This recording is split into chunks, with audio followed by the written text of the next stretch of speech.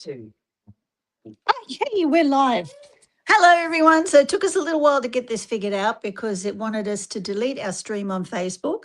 But now you're still able to link through the link I put on Facebook, but we're only on YouTube.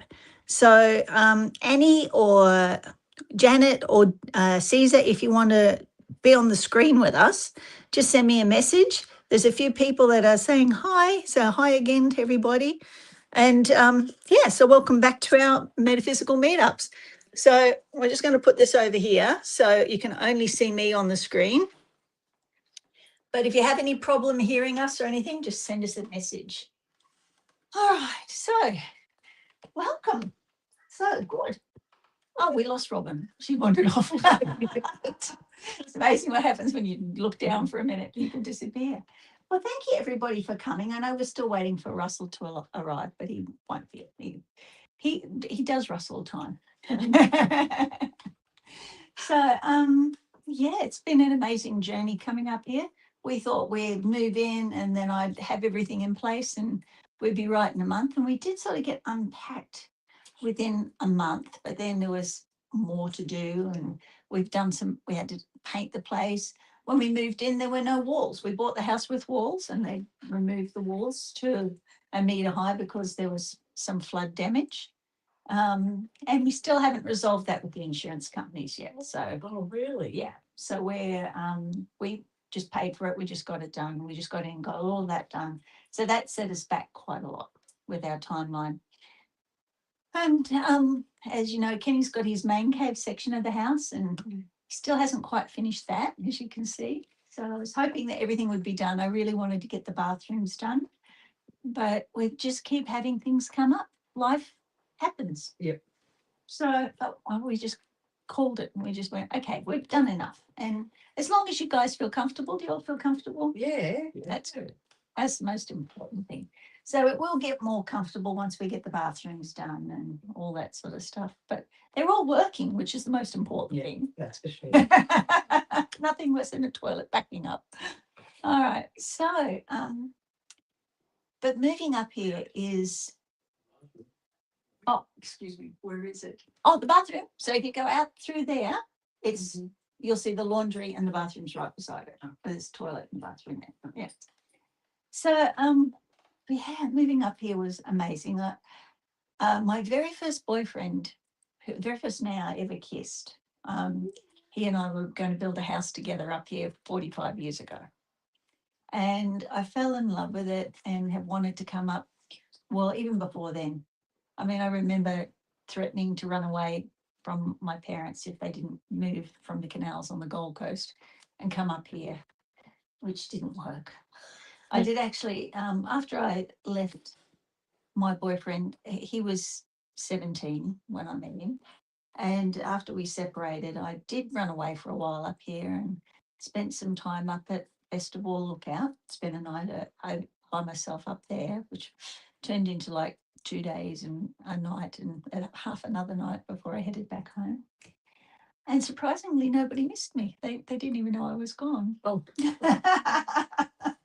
So Well, that'd give you a good feeling. Yeah, that would be sad. Yeah. So, but it was good. This is a deeply, deeply spiritual place. It is nature at its extreme because we wake up some morning, it's a cloud forest, and you can't see your hand in front of you because the cloud's coming in the front door. You know, you open the front door, it's like, oh. So you definitely feel like you're disappearing into the mists of Avalon. It is a very old sacred Indigenous site, but it's not woo-woo sacred. It's harsh sacredness up here. It's surprising that a lot of, because this is Coomerberry land originally, and Coomerberry still have their spiritual traditions here, so they're still the sacred custodians of it. But Coomerberry women won't come up here, and are not unaccompanied, not without an escort. And when you ask them why, they don't know. They've sort of lost that in their dreaming, but because before they had an official Indigenous cultural centre on the Gold Coast, it used to be Flay's Fauna, and my dad used to supply petrol there. And so I got to know Uncle Gary Williams and Bernie Williams and his wife. The ladies were really nice to me anytime I turned up with Dad, because I used to go to work with Dad a lot. They would let me ride the tortoise around, because they had the big tortoise that they ended up selling to Steve Irwin, and it was about 250 years old, and sold it to Steve Irwin, and within a year it was dead. Wasn't treated properly. Yeah. So rather than going, he's an old man, he needs a bit of respect, they were marching him out for 2 and 3 photo shoots a day where the kids could ride him around and get on him, and he didn't last very long. So that'd be very sad. Very, very sad. Because he was so much a part of the history of that place and this place, because he was donated to Australia from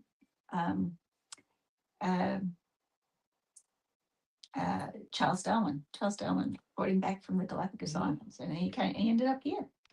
So it was quite amazing. So he had quite a history. But the Indigenous looked after him down there. Dr. Flay was the first person to breed wedge-tailed eagles in captivity. He was the first person to breed platypus in captivity. He was also the first person to write a scientific document about the yowie that were present on his property at the time, after which the scientific community just disowned him. Like, he was up there. He was out there to get in. He was the Richard Attenborough, David Attenborough of his time. Yeah. And he was being put forward for achievements that nobody else had ever achieved, and scientific observations and studies. But then he started talking about something that they think is mythical, and he must be losing it a bit. Well, no, anybody that lives on this mountain long enough has a yowie story. There's thousands of entries about Yowies here. Mm. Thousands. And there's an American scientist who comes regularly here. Yeah. And takes looks for the footprints by the streams and all the cool stuff. Yeah, well, Andre, who has the observatory, we drove past the observatory. There's an observatory. I spotted that too. Well, Andre's lovely, and he used to be like Yowie Central. He used to have the casts of the footprints and things like that. Yeah. So, it was and you get down the pub and you start talking about Yowies, everybody's got a Yowie story. If it's not them, it's their uncle, it's so-and-so, everybody's got a story. Believing before dark. Yeah. Now the reason why, and I'll go back to this. Right, so Here we are. I didn't realise that as a young thing, because the Indigenous took such an interest in me, that I was getting a lot of culture. I thought they were just telling me interesting stories and telling me how the land worked and all that sort of thing. And all of a sudden I realised I had what they call the childhood initiation. So when I found out years later that there is Indigenous on my biological mother's side, it was like they recognised it before I ever knew. So I have, even though apparently from my mother's side, it is the Wiradjuri down in the Blue Mountains is her people. But because I've been raised here, the local people have given me their culture. So you sort of get adopted, if they give you the culture, into the local people. So, and that adoption into the local people, which I've not really thought about very much for years since I've moved up here, has become increasingly important. And I realise that some of the younger people that are younger than me don't have some of the culture that was lost because the older women that taught me weren't there for them, because it's just like a skipped generation with some of the culture. It became very uncool to have culture, and now it's trendy again, and they've missed a lot. So the reason that we were told that women don't come up here at night is because this is a burial place, but not your typical Indigenous burial place. Because Australian Indigenous generally, and I'm going to say very generally, because it's different place to place, but generally they practice sky burial. So you have earth, air, fire, and water burials, right? So you can bury anybody according to the 4 elements. I mean, earth burial, of course, you dig a hole, put them in the ground. Fire burial, you cremate somebody. A water burial, you take them out for a burial at sea. So Ken and I were instrumental in getting burials at sea happening again for people that wanted them. So we were able to do that. But an air burial is where they're put up really high and then they're left in a particular place to decompose, or for the carrion birds or the birds of prey. RCs in India do that. Yeah, exactly. Yeah, and they take parts of the person up to heaven faster than what they can get there on their own accord. So it's considered a very, but up here, we have Kadachi burials. Now, the Australian government, with all its talk about inclusivity and honouring the Indigenous culture and all that sort of thing, the religion of the Indigenous is still banned, right? So they can do all their ceremonies and things like that. Once you start talking about their serious religion, it has been banned. Kadacha is banned. And if you identify as Kadacha, you can still be arrested.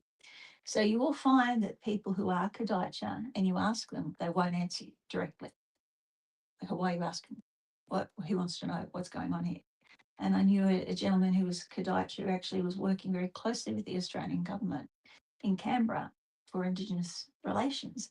And when I asked him that, he was like fearful. You cannot say it in public. That's ridiculous. Yeah. Got nothing It's- to do with them, what you think and feel and who you believe in. Well, when they're starting to talk about the civil war that did happen between the Indigenous and the Australians, that came into the land from England. So it was a civil war between England and the Indigenous at that stage. But it was They're mostly, trying to cover all that up. yeah, just like the Druids led it against the Romans in England. When the Romans invaded England, it mirrored what happened here, because the Kadacha were leading it against the English here when the English were invading here. And the Kadacha were the SAS of their day. They were the justice bringers. So very briefly, with Indigenous culture, there's like 4 levels of spirituality. So there's your basic level where you get your basic initiations. So you get your childhood initiations where they tell you about the land and how to survive. And then you get your adult initiations and you're given your marriage totem, right? And then after those, above that is the Kadacha, and above that is a thing called the Orisha. And the Orisha is like the Pope for the area. So people forget that there were, when the English came here, there was about 450 nations, which makes it about the same as Europe, So Europe had all these different nations over there. It's about the same size. And Australia had all these different nations here. The idea that there was just one Indigenous race is propaganda that's been put out by the universe. They were different looking, they spoke different languages, they had different traditions. And the only way you can group them together is the same way you can say everybody in Europe is European. But you don't expect people from Spain and Germany to speak the same language and have the same traditions, do you? So you have different traditions. But it was generally, as Europe has a pope, the Australian Indigenous had the Orisha, right? And the Orisha would tell, we're above the Kadacha, so the Kadacha had to do what the Orisha told them. And the Orisha, even in those days, very rarely came out in public. They would hide away in a cave in the mountains somewhere where they could oversee the area. And if they were really needed and they couldn't get the Kadacha to come to them, they would come down. And if the Orisha came down, oh, that's Kenny's chair. Yeah, no, it wasn't Kenny doing a big part. That was just Kenny's chair. So the Orisha would sort things out. So there's been a lot of talk amongst the Indigenous that the Orisha have died out. Some people say they have, some people say they haven't, some people say they're hiding in plain sight, some people say they're still living in their caves. The Kadacha were like, if you can imagine, a cross between your local church minister and Judge Dredd.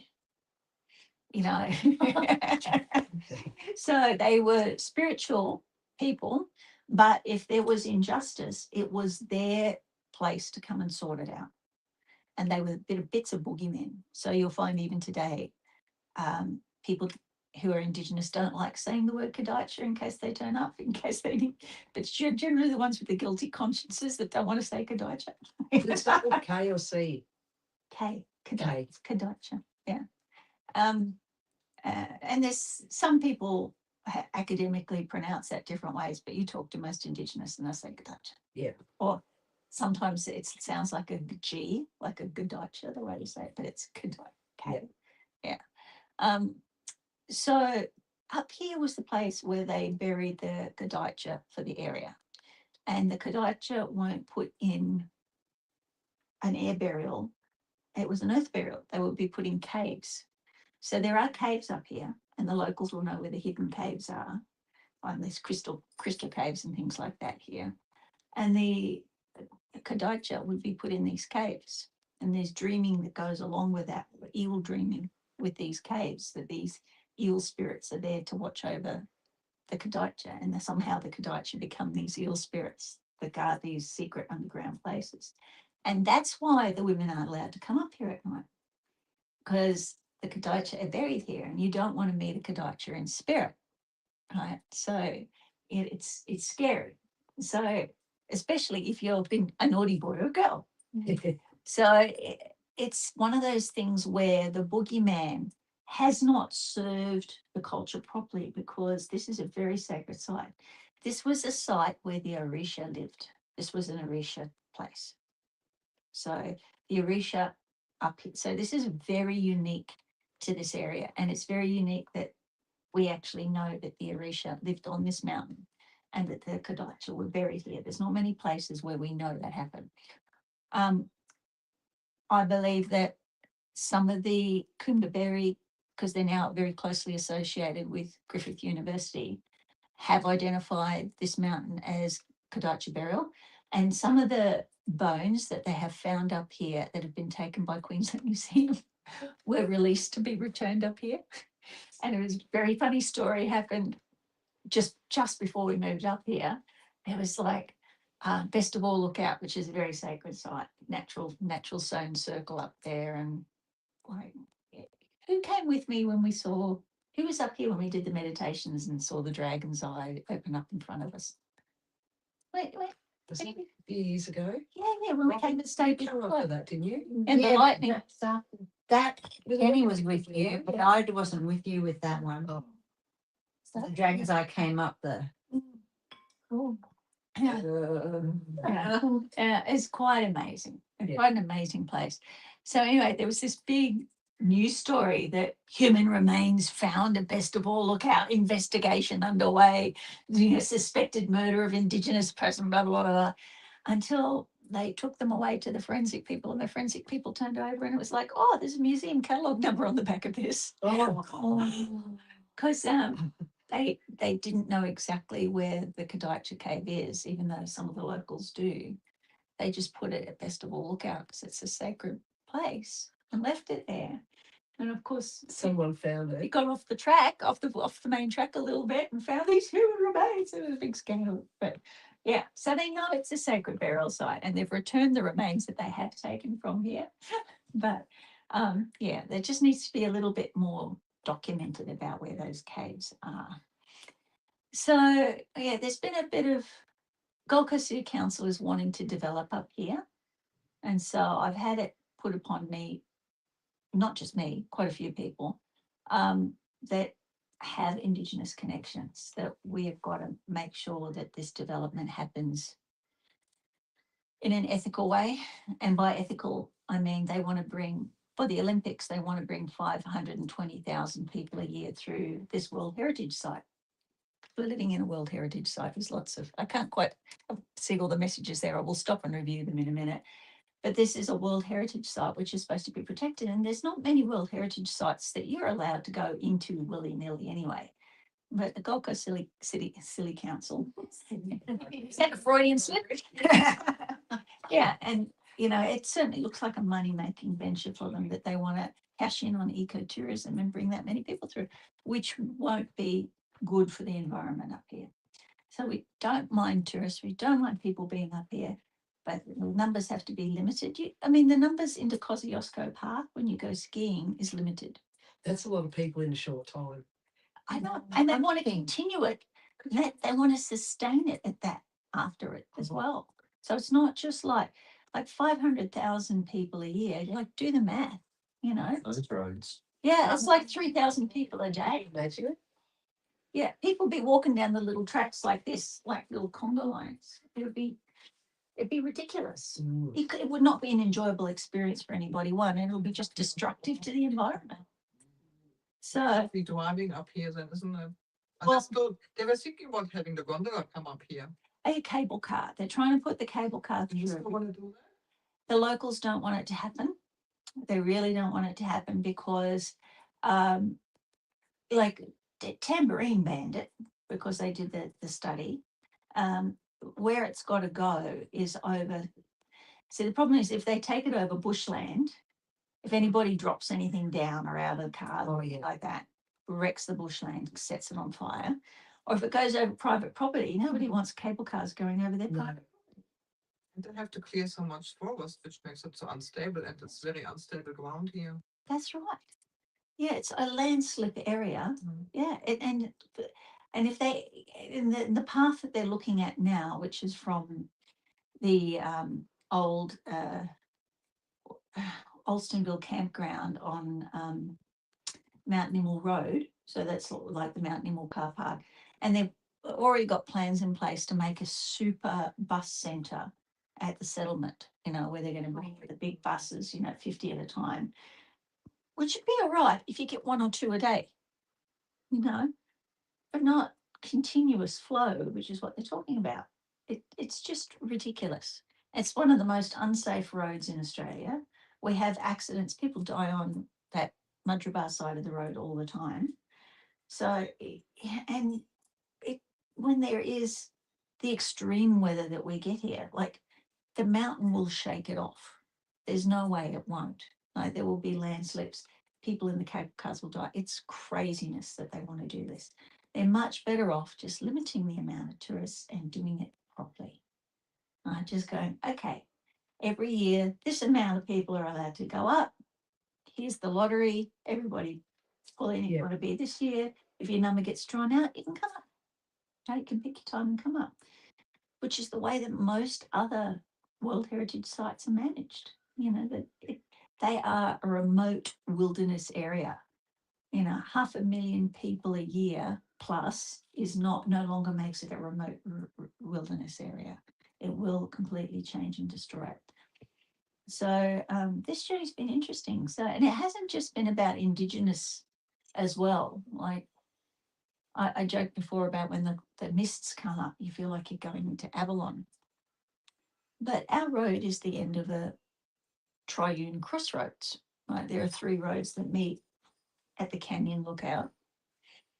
And we were up there for the eclipse, watching the eclipse, and Hecate was there. Like, the dogs all howled when we were up there looking at the moon. And then Wombat was sitting there beside me, and the dogs all just sort of came and went really still. You could feel Hecate's presence there. It's a real Hecate area. Amen. Yeah, and Hecate, you don't want to mess with her either. These are strong energies, and I don't think that anybody who's only dollar driven understands them until it goes wrong. And and the Gold Coast City Council has experience of this before. We have there was a golf course that was put up by what's his name, the shark, the golf. Greg Norman, thank you. You can tell I'm very into golf. But when Greg Norman went to put up this site, I was involved with the Indigenous back then, and we're going, that's the massacre site, because there used to be another Indigenous group here on the Gold Coast. And in the early 1900s, the farmer who owned that land had a big beef farm, and the Indigenous would come in there, and I mean, they didn't know.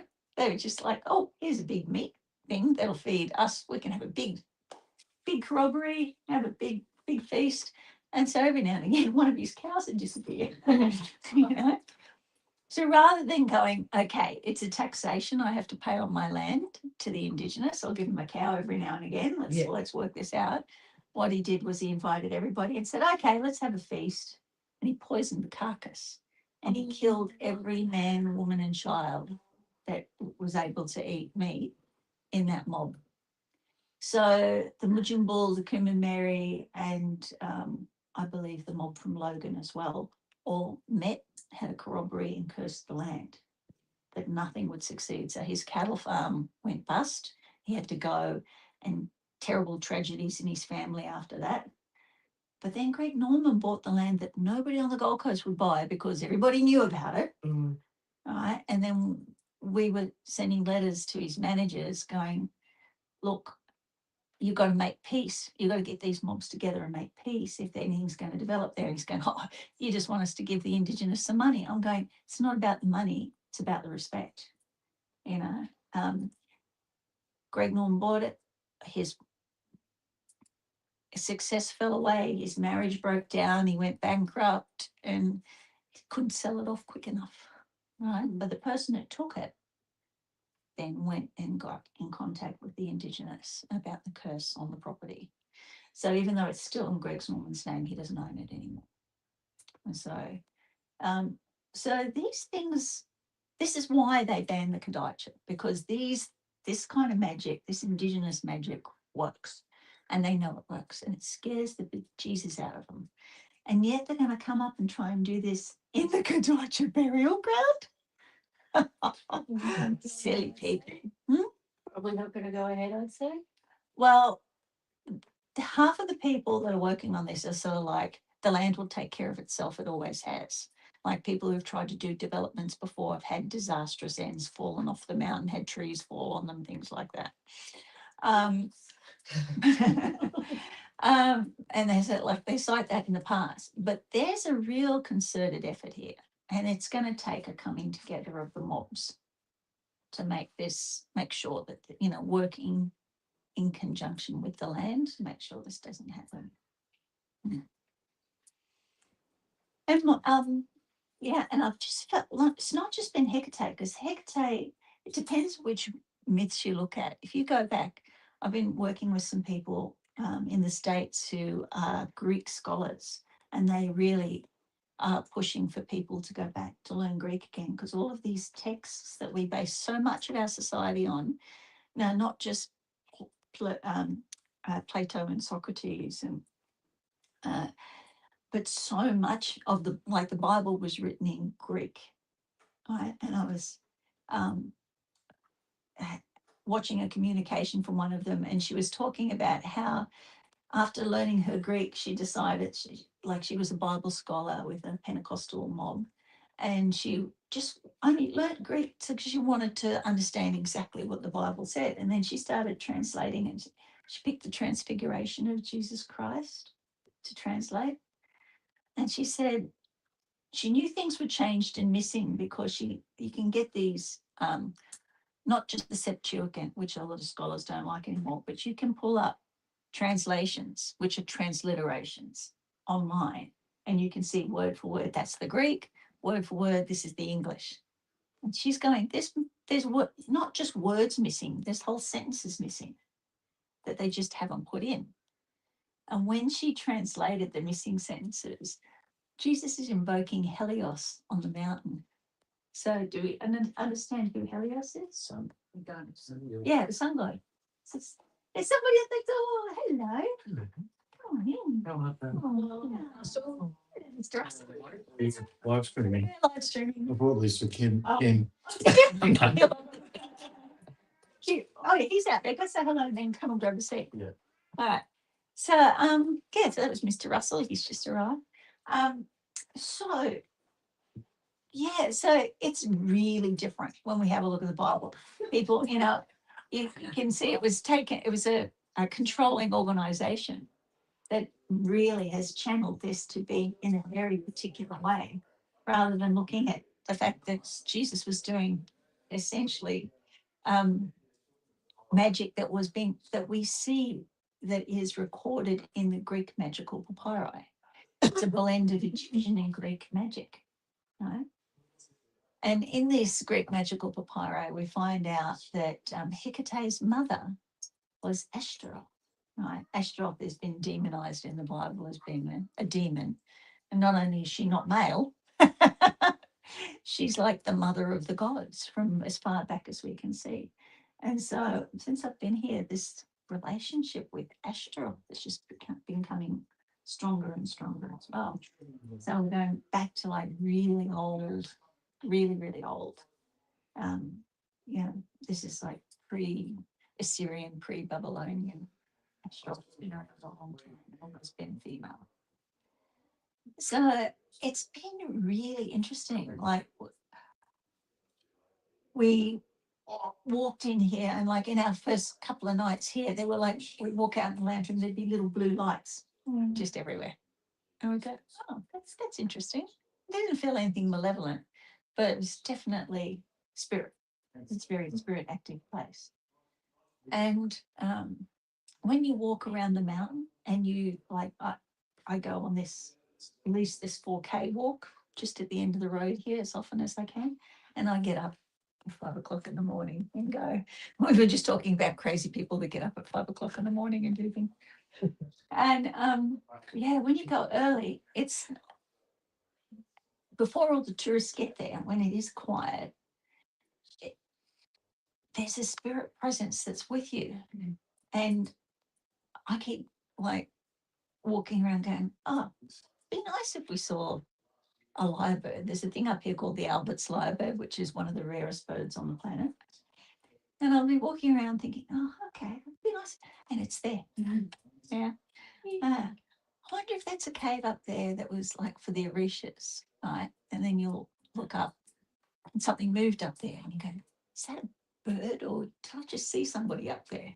You know, it's quite different if you can be connected and be in a meditative state while you're going around and doing this sort of stuff.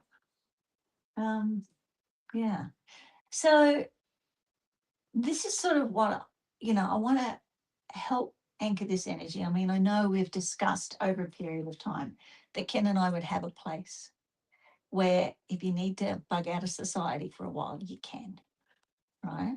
And now we've got this place, which is medium size. It's got 5 bedrooms. There's place for you to stay. Or if you can get Phoenix, get your camper van to come up the mountain. There's plenty of place at the frontier to park, and we can run electric cords out there. And we can come in and cook your bacon and eggs in here. So you don't have to be in our pockets to stay here. You can still do your own thing. You can still wander around out. You can still journal. You can still be by yourself. You can still be out there. I'll probably be in my office busting a puffer valve doing what I've been doing lately to get all this paperwork done. So you're welcome to come up here. This is, when we were in Talabudra Valley, it was a retreat. If the retreat wasn't open to everybody all the time, but you guys have been with me for such a long time now, it's definitely open to you guys. Thank you. Right. So know that, it's not open to everybody. Not everybody's welcome. But you guys have been with me, you've been doing stuff. And if you need to bug out, you can. And you can bug out where, like, I go to the best of all lookout when I need to regenerate. I go there, I end up looking 20 years younger. Come back because I just have absorbed so much energy. And these meditations and these methods of meditating that I've been going through with you is exactly the same methods that I use over there. Go over there, open your third eye, start sucking in the energy through the third eye, get the breathing happening correctly, and it will happen, right? And if you stay there when there are no other people there, you'll have a connection, right? One person, when we did do the meditation at Willow let her open her house to us, and there was she remembered Glenn, that beautiful dark mulatto gentleman that used to come. He was lovely, very intelligent. I think I remember some. Yeah, he hasn't come for a long Remember that time. Mexican guy? Well, yeah. Was that him? Yeah. He's from down over the border. No. No, that's a different one. Yeah. No, he was he was from I Jalapeno. remember the Mexican one. Yeah, from Remember Jalapeno. him? Yeah. We did the thing with him. With the laughing. Yeah. We did the laughing. Is that Lookout the one where we used to go do yoga? We went to Tambourine a couple of times. Did we come up here? The best of all Lookout. Yeah. Have we come up here to do it? I know we went to Tambourine to do the 5 Tibetans. Because it was you, me, and Wilma round the stones. Yes. That stone circle. Yeah. That's an amazing place. Is that up here? Mm-hmm. That the place you're talking about? Mm-hmm. Oh, Yeah. Yeah. So the 5 Tibetans there is, yeah. if you do the 5 Tibetans there, it's supercharged. Yeah. Yeah.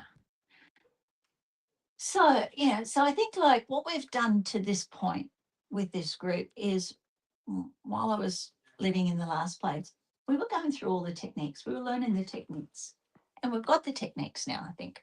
Now I think it's time to apply the techniques to something a little bit more practical, which is why, like, especially in consultation with Dion, we want to focus on the next 12 months about doing some hermetic workings. And yes, it's like this. So if you're out there and you know what hermetics are and you want to do hermetic workings, we will explain it. But please let us know, because there will be some stuff that we will do online.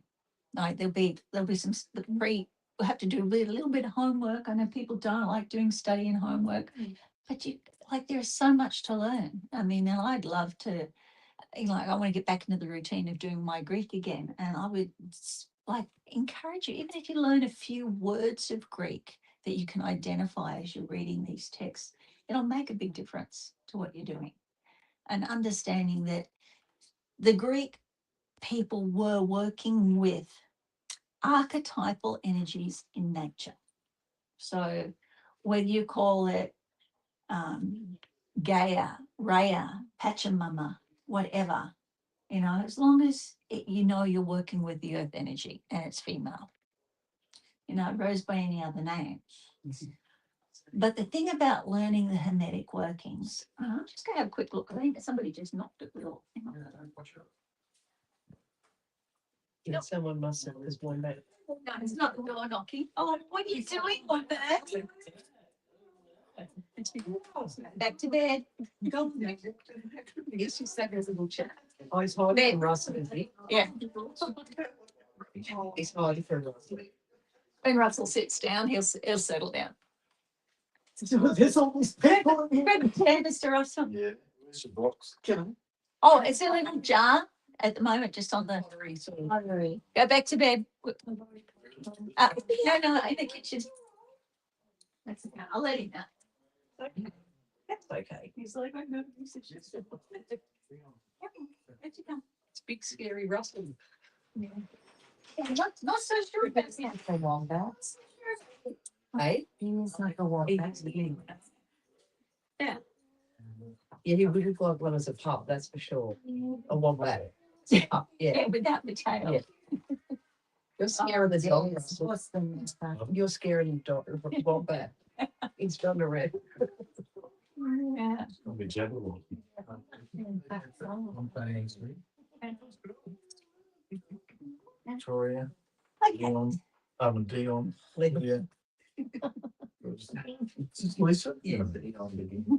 Sorry, I interrupted your live stream, haven't That's okay. Yes. That's okay. Yeah, you can talk to him later about that. Okay, so we just sort of got through what has happened sort of since I've been here, and the amazing spiritual things that have happened since we've been here.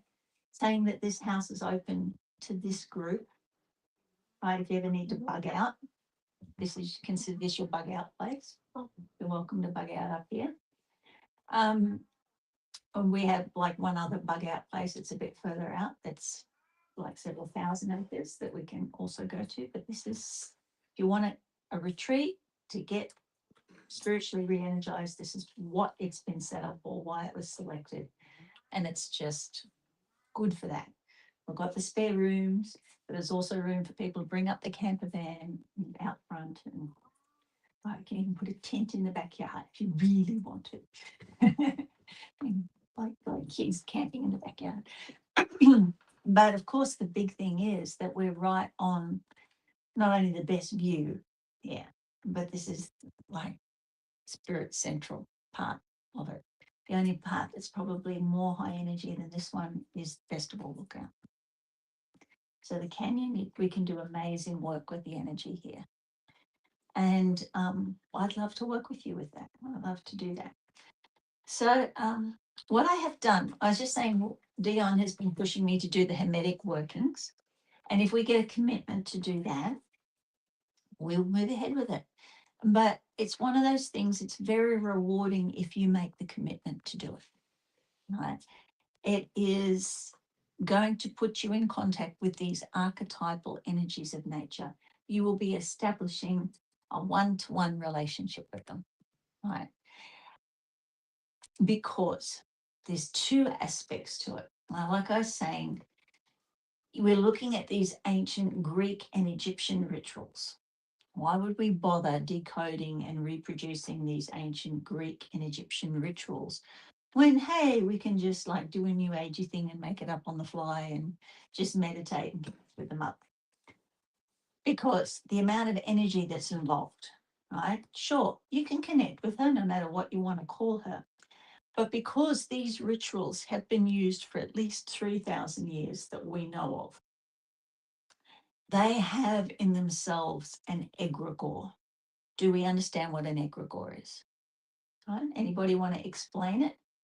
I can keep talking, but it's nice if you have some input too.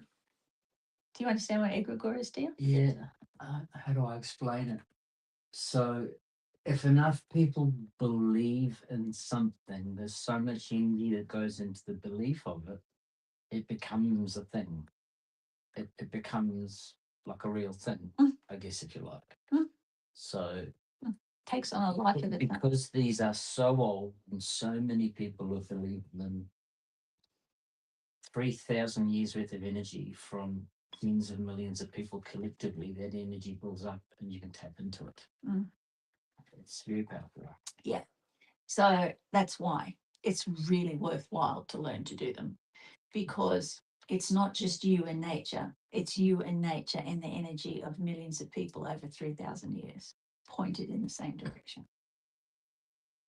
So it's good, right? And it works. And if you call them this way, they go, oh yeah, I know, I've heard this before, I'm coming. Yeah. They respond. You don't have to be in ancient Greece. You don't have to be. Yeah. And that he had names. They have names. And you can definitely use their ancient Greek names, right?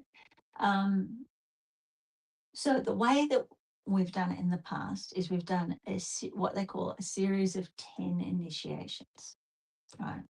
So with the Hermetics, what we are doing, so the way, okay, we're going to go one step back. Where we get the word Hermetics from is because they identified a god in ancient Greece that they also identified as being very similar in ancient Egypt, right? And his name was Thoth Hermes, right? And they would actually use it in ancient Greek as Thoth Hermes / so Thoth Hermes. When the alchemists started writing about him, they started calling him Hermes Trismegistus or Hermes Thrice Great, indicating that he was in 3 cultures, not just in Greek and Egyptian. And what they were actually implying was that he was also the Messiah. And I say the Messiah because the Messiah exists in all of the religions of the book, in the Judeo-Christian and Islamic religions, right? They all look at their Messiah, their main prophets. So he was identified with Jesus as well. And also he's been identified with several different very famous magicians. And when you look at the writings about Hermes, we have a Hermetica, a corpus Hermetica, a corpus of writings about Hermes, right, which is very different to a book that was written like at the turn of the 1800s and the 1900s, which is called, I always have trouble remembering the name of it, where it talks about 7 correspondences and Babel. Kabbalion. That's right. Thank you. Saying it as well. Yeah, it's just, it's got the word Kabbalion. I just go, where the hell did you get that word from? Yeah, but it's good. It very much talks about the 7 correspondences, but it's not an ancient document. We know pretty well that it was a gentleman from the Theosophical Society, early Theosophical Society, that wrote it, right? But Is that the one that says the 3 initiates? yes, Yeah, okay, Mhm. I got that. Yeah. I've got that down for me. yeah, but it's not that old, but it is based. And it's easy to read. Yeah. And it's not, Yeah. and it's not spurious, because if you have a look at the Hermetica, that's what all the writers in the Hermetica have done as well. Yeah, they always go, well, I'm Hermes, or I'm talking about Hermes, even though I'm the Pomandian, he's talking about going and finding his teacher and coming back. And then his teacher, it sounds like it's Hermes that he's talking to. But in the end, he becomes Hermes as well. So there is a thing that happens where once you do this work, not only do you call them, but you identify with that energy within you as well. Right. So you become the god as well when you're doing this ceremony. So the energy comes into you and you're raising your energy to a god level. Right. But that part, once you've identified that part within yourself, it will always be a part. It'll always be a part of you. It's like realizing you have a talent and then going, oh yeah, I can do that. Right. And it's always a part of you. Now, the reason why it's not arbitrary, and we're not saying it's not like people that walk around and all say that they're Jesus Christ and they're a little bit, we're not doing that. And this is a process of actually taking and understanding that we are that God energy. All right. Everything in our solar system is part of everything else in our solar system. The solar winds spread the dust not only from the sun, and there is dust and electronic matter that comes from the sun that goes past all of the planets, but it swirls around and it distributes that dust and that matter through all of the planets in our solar system. Now, the Hermetic people, the people that studied Hermetics in this 3,000-year-old style, they would work with what they call the 7 planets, right, which give us our 7 correspondences from the Kabbalion. And each of these planets govern a different influence in our life, on our planet, and in every aspect of what we do, right? So when we say we are star stuff, that old song, we are star stuff, we are golden. You got to be a little bit older to know that. Oh, get ourselves back to the garden. We are literally star stuff. We are literally made of the dust of all these planets. And therefore, these planets do have an influence on us. Now, if I was to tell you that this influence that they have is not just like a magnet pulling around, because, people go, oh, the moon, yeah, it pulls our tides up. We can see it has an influence on the earth because it moves the water and the tides. And it affects our emotions because it moves the water in our body at the same time. Right. But what if I tell you that it's not just a magnet, that these planets, just like Mother Earth, are intelligent living beings? Science in the last 2 weeks has just come out with confirmation. They believe that the earth is a living, intelligent being. It's like, hello, guys. We've been trying to tell you that for millennia. We know she's intelligent. We know she's working out her own evolution, and we're part of that. Right? And it's nice to see science catch up with magic. you know, the differences between scientists that conduct experiments and magicians that do magic. Magicians generally know what they're doing. The scientists are like trying to find out the result. We know what result to expect. We know why we're doing it and what's going to happen. Right. So, but it's good to see that this gap is closing all the time. Right. So there is a way to contact this subtle energy. And this subtle energy can have really good effects on you. So it's been reflected in our culture through the 7 days of the week, right? They in a Monday, Tuesday, Wednesday, Thursday, Friday, Saturday. Now, they aren't Greek names. Right? They're Viking names, right? So we see that there's these correspondences through all cultures, right? But the Friday, you know, and the reason why they are Viking names, why do we have Viking names for our days of our week instead of Greek names, even though we have Greek names for the months? It's a question for you, Robin. Because the 7 day week has come to us through our European and German heritage. Yeah. So, and our European and German sort of culture has kept that in our Indo-European language. And that 7 day week has just stayed with us, right? Because we acknowledge that we have this cyclic influence on us every week over a 7 day period. Right? It's best to do these workings when these planetary bodies are in. Oh, sorry. Did I maybe I'm going a little bit too far, but the 7 days, Monday, Moon Day, Yep. Tuesday, Tyr. Tyr, and Tyr is One's favourite. yeah. All right. In the Greek correspondences, who does Tyr correspond to in Greek? You can tell me. I don't know. I used to use justice and trustworthy, loyal, faithful hunk of a That's Mars. Mars. Yeah. Yeah, that's right. No, it's Tuesday. But we, because at school they went, oh, he's the god of war, and Yeah. if you were raped in ancient Greece, you would appeal to Mars for justice because he protected women from rape. Mm. He was the father. He was the bringer of justice.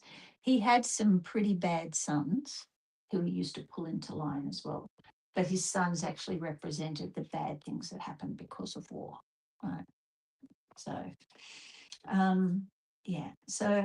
but Mars represents pretty much the same thing that Tyr does, this noble, they like you. Yeah, one thing that we're hoping to get soon is some new screen. We've got screens on all the windows, but not the doors. I showered this month. Yeah. So, What's Odin's? so who do you think Woden corresponds to? Wednesday. Yeah. What's Wednesday planet? Hump day. Okay. The what? Right, Dion, do you know who he is? No. Meetup. Okay, Wednesday's Jupiter. Oh, it's Oh, I never knew that one. Oh, it's Jupiter. Think of it, Woden and Jupiter. Sugar. Yeah, well, he's the father of the gods. Both of them are the father of the gods. Yeah. Oh. Right. Thursday. Thor. Oh. Right. Exactly. But I don't know the planet for it though. I know Friday, Mm-hmm. hang on. Thursday, Thor, Just trying to think. Neptune. No. No, it's the inner planets. I can't quickly go through them. So we've got Moon. Right. So but which one haven't we spoken about yet? Was Wednesday, actually. Was Sunday, Okay. Sun, Moon, Mars, Mercury. Mhm. Should have been Wednesday, isn't it? Yeah, there are two thoughts that go either way. So Wednesday. mhm. So Neptune. yeah. So Sunday is We did. What do time is that? Is that I didn't know it was. Sunday? Sunday.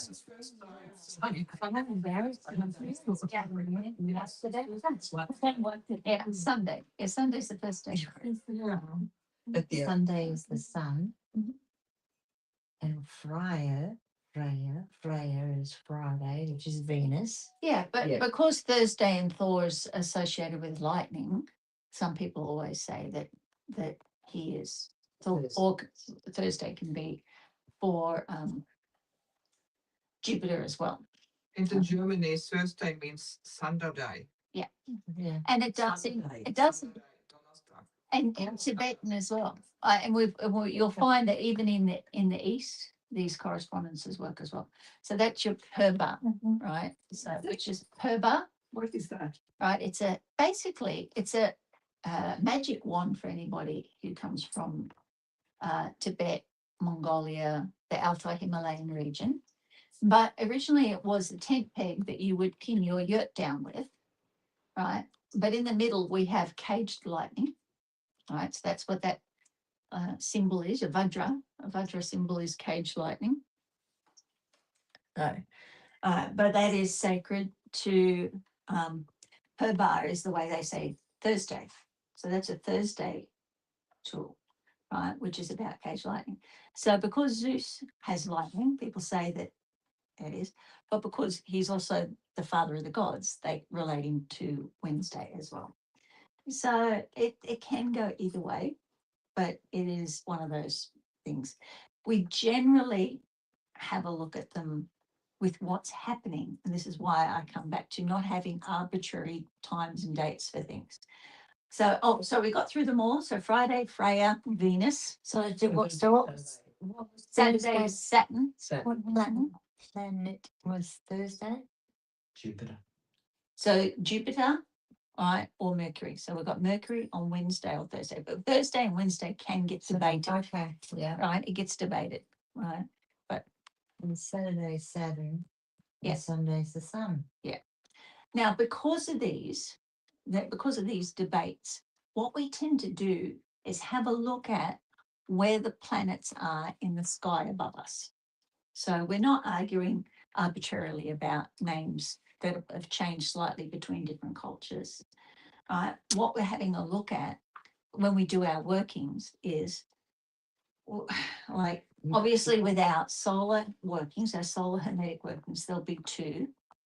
And what we like to do with the solar hermetic workings is do Helios and Apollo, with two aspects of the same god in Greek. But what we will do the summer solstice and the winter solstice, right? So that we get the different aspects of the sun when the sun is stronger or weaker, right? There's three aspects, the three faces of the moon. So even though we only have one Monday, one moon day, what are we looking at? Are we looking at the full moon, right? Are we looking at the new moon? Or are we looking at crescent moon, waxing and waning moons? So what we will do is we'll actually pick a time to have this that is the closest to each of those phases of the moon, right? So, because if we're invoking Hecate, you don't want to do that during the full moon. You want to do Hecate during the dark moon. You'd like to do Diana, which is her full face, during the full moon. And the crescent moon, the new moon, or the old moon, depending which way you do it, is Selene. She's the party girl, right? A lot of people think of the moon in mythology as being a virgin goddess. I've heard her related to Mary. But in ancient Greek, when you start reading the Greek, she wasn't a virgin. She was married. She's married to a god called, she married to a human mortal called Endymion. And even in the Aradia, right, which is Roman magic, from Italy, ancient, the Aradia, where we're talking about Italian magic, Italian witchcraft, Strega. Yeah, well, she's married to Endymion in that too. And they have 52 children. So she's definitely not a virgin. Yeah. 52. I want to wait. You'd be tired. Yeah, he's a busy boy. Mary got it. She became a busy boy.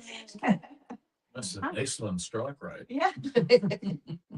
So we do. So we're not just looking at the Monday, because what you see online is the hermeticists tend to just, oh, it's Monday, I'm going to do my working for the moon on the Monday. Well, what if it's not a full moon? What if it's not a dark moon? What if it's not, so, it's Saturday. I'm going to do a working for Saturn today. And there's also a reason why we have our days of the week in the order that they are, because the energy will build if we do them in that order, right? So if we do these 10 initiations over the next year, roughly one a month, looking for the days that are closest to the Saturday that we can, where these energies are the strongest, you will find that they build in intensity, and they also set you up nicely to work with the other ones that are further along. Because Saturn is it's a serious invocation once you do it. And it can scare some people because the energy comes in so strong. Saturn is an old man. He's the father of the gods. He's Father Time. He is the judge. But when you bring in this energy, if you need something put right in your life, if there's been injustice, he understands injustice because he wears chains, and he will help you put the injustice right. Right? It is a good energy, but you also have to learn how to work with him. When I do workings like the Goetia, do Goetic workings, there's 72 spirits that you can work with there. And not all of them will get on with you. But when you're doing your Hermetic workings, you've got to learn how to work this out, because it's not just about working with an external spirit force. You are working with a part of yourself as well. And you find that with your Hermetic workings, that you will find that if there's an aspect of yourself that you've had trouble with over a long period of time, this will work it out for you. Sometimes it brings it up to the surface where you have to deal with it. Like Saturn, if you've got father issues you haven't dealt with, Saturn will make you sort them out. Right? Venus, Aphrodite in Greek. If you have issues with regard to love in your life, and once you make Aphrodite a friend, love is your ally after that, rather than being against you on something that never works out. And several businesses that I've been into where the owners are very spiritually aware have a large sun as you walk in. The sun prospers you. The sun brings you abundance on this planet. Jupiter, yes, he also brings prosperity, but he also brings it through understanding the order of things and joviality. Like, he'll make you laugh at things that are not important, where you've taken yourself too seriously about something. If you have an issue with taking yourself too seriously, Jupiter will work that out for you, right? Because he is a large energy. When we have somebody who's being petty about things and we say, oh, they need a larger perspective, what we're saying is they need a Jupiter perspective on this. And that's the way it goes. So how will we do this? I'll pop the turbine now. So it's interesting how we go about, and like, I've done these Hermetic workings in Sydney, in Melbourne, overseas, Singapore, Malaysia, Hong Kong, and with a group of people. Once you get the same group of people coming along and you keep doing the same Hermetic workings, you build up an energy within the group as well. It becomes very supportive of each other. Oh, and Mars is really good with health issues because he's strong. Like, we had a gentleman when we were doing them in Tallabudgera Valley, for instance, and quite a few people reported health issues, but he'd been a taxi driver. And we finished off the Mars working, came in, sat down, and he goes, I've got to show you something. And this guy must have been 80 if he was a day. And he just started bending over and touching his toes. He's going, my back has been a problem for me for the last 20 years. I was a taxi driver. And he said, and in the ritual, he just had felt like Mars is saying, touch your toes. And he bent forward and touched his toes. We wondered what he was doing. And he just loved it. He couldn't stop touching his toes. He's going, I haven't been able to move my back properly in 20 years. So work with these energies. They will bring you what you need. Sometimes you learn that maybe what you need isn't what you want, right? And your perspective changes. But if you work with them, you're correcting aspects of yourself at the same time. You understand that it's yourself working with the solar system. You know, it's not just planet Earth, as we've been focusing on over the last year or so, previous year, about working with the planet Earth as the biggest living thing we will physically come in contact with. But the solar system wants to work with us too. Something so huge, we realize we are a part of it. It's a part of us and we are a part of it. And once we start to consciously engage with it, it wants to consciously engage with us. The final working that we did with the series was the Aeon. Right. And the Aeon is the external influences to the solar system. Right. And there's a lot of talk about the Aeon in a lot of different traditions. And we usually try and time that for a meteor shower, something coming in, like was it what 31A or whatever it is at the moment. It's coming when there's an external influence coming in. But the very first time we did with our group, we concluded the group and we did the Aeon invocation on Burley Hill, which is another Indigenous site. We went up there. He was so happy that somebody had called out to him. He hadn't been called out to properly in such a long time. He came bounding in like the world, like this huge puppy dog energy. Right. And this huge storm cloud rolled in behind him. And we're standing on the cliff, and there's these perfectly parallel lightning strikes straight in front of us. And quite a few people in the group ran away. Who was the energy again, you say? Aeon, Oh, Aeon. the external to the solar system. We did an Aeon working last week or the week before? Mhm. Last week. Mhm. And it wasn't a long one. It probably took half an hour, 40 minutes. And at the end of it, the whole house was buzzing. We were hot. We were sweating. Leah needed to sit down and have a drink of water. The energy in the house was just, it was such a really nice, buzzy energy, but we couldn't sleep. We were sitting up in bed like this. Wow. Yeah, it was really good. It was really powerful. Yeah. And he's happy to be called. He's happy to be called. And all we did is call on him to consecrate stuff for us. Yeah. We just needed some bits and pieces consecrated to start doing some hermetic stuff.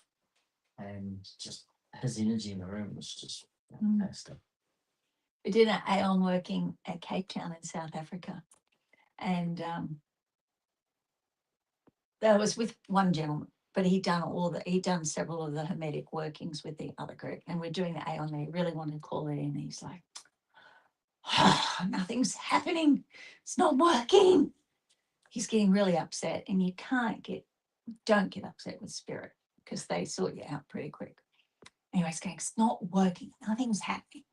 Anyway, so we've done this, and we were like the last people on Tabletop Mountain. You can get a cable car up there. And we were like the last people up there, and nearly everybody else had left. And so we went, coffee shop's still open. Let's go get a coffee. Okay. Walked in, and we were like, oh, holy fuck, that's Arnold Schwarzenegger and Maria Shriver.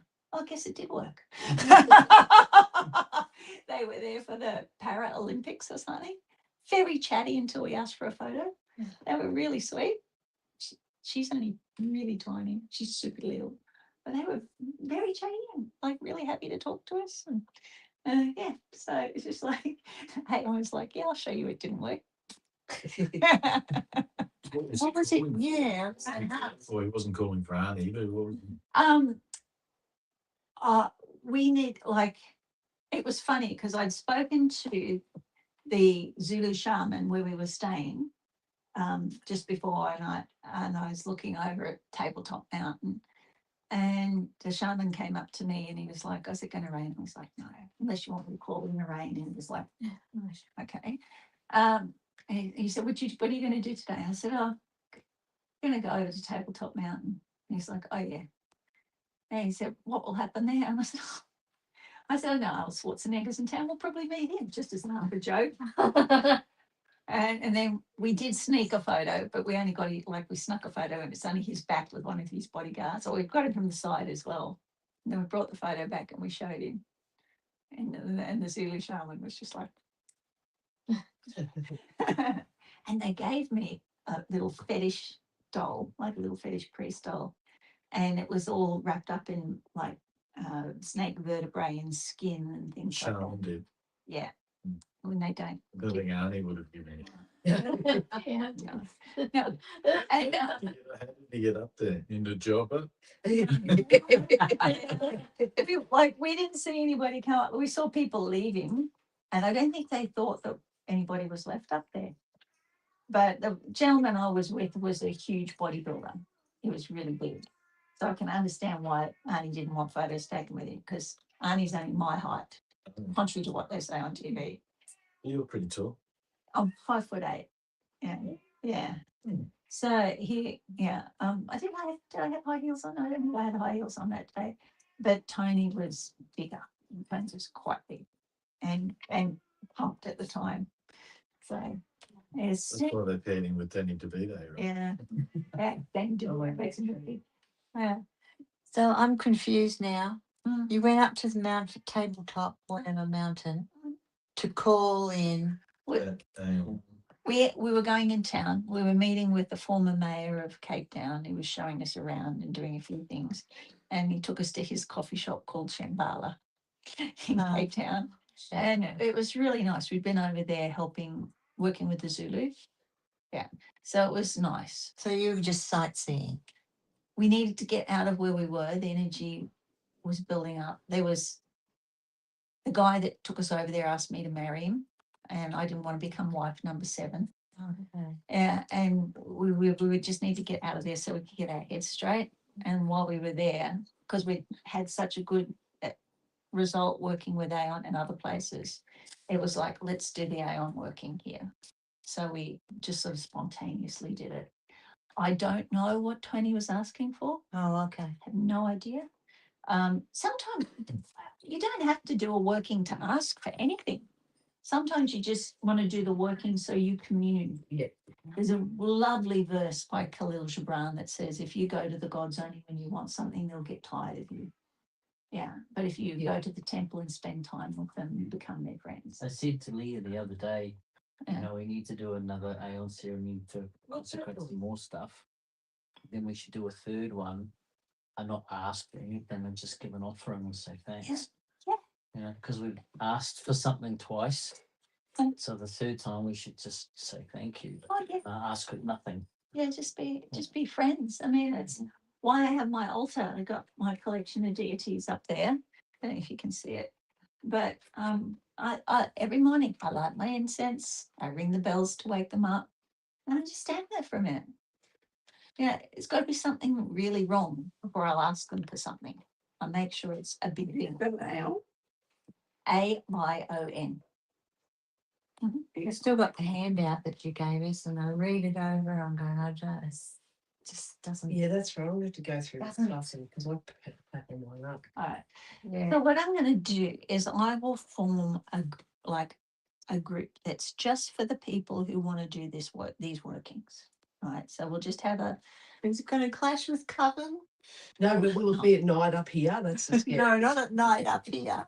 Well, we will work it out. But Where you don't have to. get it. Dawn. I can do periodically. Drawn, Well, yeah. it depends because I know. if you pick a day, for example, Moon's And in a different place. and there are hours of the day that associate with that planet as well. It's not just the day; it's the Yeah. time of the day. So it could change, but it could be a day or a night because you can there's one of each. So the moon one, like we'll start off, we're going to do the sun, right? And we'll do the moon, right? Sunday, Monday. Okay. So those ones are okay. And we'll work it out from there. If you need to come up and stay overnight, you're welcome to, right? But when we do things where we are looking, like Venus is good for early morning or late afternoon, right? So she's good for that. But when we're looking in the sky for Mercury, when we're looking in the sky for Mars, when we're looking in the sky for Jupiter, for Saturn, it's good if we can see it in the sky above us. Have you got the app? Have you got the app? I know you mean, yeah, see. Because we can see it at night. Yeah, Yeah. Oh, you mean like that app? But there's also a calendar we can get, and I will put a link for where we can get the calendar. And you guys he's an astronomer, right? So we're not talking about astrology, we're talking about physically where the planets are. Yeah. Right. So as we've said before, with astrology, the planets can be 3,000 years out of whack, Yeah. right? Because when they started working with them, doing these, they didn't. The astrology hasn't allowed our heliocentric astrology hasn't allowed for the precession of the equinoxes. Yeah. So we want astronomy. We want where they are actually above us right now. Not in Yeah. our Yeah. chart. I've got a friend that's got the actual app Mhm. of where the planets are right this minute. Yeah. And she opens it up and says it's daytime for us here, but and she points out where Oh yeah. they all are. It's a It's got that. great app. Yeah, it's good to have the calendar too, because you can plan things ahead of time. Yeah. Right. So you can go through the whole year and go, okay, Saturn, which one suits? All right. Oh yeah, yeah. You know. But the thing is, because Saturn and Jupiter are slow moving planets, we've usually got a lot of wriggle room with them. With Mercury, Venus, Mars, you generally don't have as much wriggle room. If they're above us, then we go for it. Yeah. So it's good to do it on the right nights. Sometimes I know obviously it won't work out and we'll just have to do it on the night that is closest because we can't get something that will suit everybody. Yeah. But I think after you've done it a couple of times with the energies directly above you, you'll go, we want to do it again properly because the amount of energy that you get when that body is right there above the circle while you're doing it. Yep. Good. Now, the other thing is too, that when we do workings of if we do it of an afternoon, when there's very few tourists, we may actually be able to go down to the canyon face. There are places like there's the car park right there, which is a bit too open, but there's two further up that are quite hidden, and they've got a lovely railing. They've got stairs, and you only have to walk you don't have to walk very far at all. You can just park and walk. And it's good, and it's much more hidden. So I reckon we could do, especially we really want to do Hecate down that way because you've got to feel what I felt. She was so good. Yeah. You feel so protected at night. Like you will never have any problems walking around at night again if you invoke Hecate like this. It's just lovely. Yeah. Have you had any Yowie encounters since you've been up here? Yeah, and we had when we did the working with Willow. This is why we started talking about Glenn. Glenn never came back because he raised the energy and he went, all I want to do is see a Yowie. And he stayed in the same stone circle to see a Yowie and call in a Yowie after we all left. And then he did come back to Willow's, and he's part Negro, so he's beautiful man, beautiful coloured skin, but he was grey. He was really scared when he came back. And when was that, Shane? That was a couple of years ago. Yeah. Years? Because I remember going up to Willows and going, Yeah. he wasn't there, it was a different. No, yeah. You don't remember? Well, Glenn, he came back to Willows And then we've never seen him at the circle again after that. He didn't, whatever happened, Or really. maybe it was the same night. Yeah. Yeah, I think it was. We were just in Seems- meditation out on that little. He had that slight English accent, and he was always very intelligent, had good things to say. It was not long after COVID, or was it COVID was That was around? Because remember we always worried about people coming in who were vaccinated. Oh yeah, no, maybe because that was we did do Willows once before that, so maybe it was before the COVID. Yeah, before the COVID. Remember? Yeah. Yeah. They said they had to sit outside. Oh yeah. Okay. So, okay, I'm going to check the messages. Questions. Now, is there any questions about doing the Hermetic workings? Are we keen to do it? All right. What we might do as well, for some of the planets, is we'll work out a day where we can go and actually have a look at this with Andre. So in the observatory,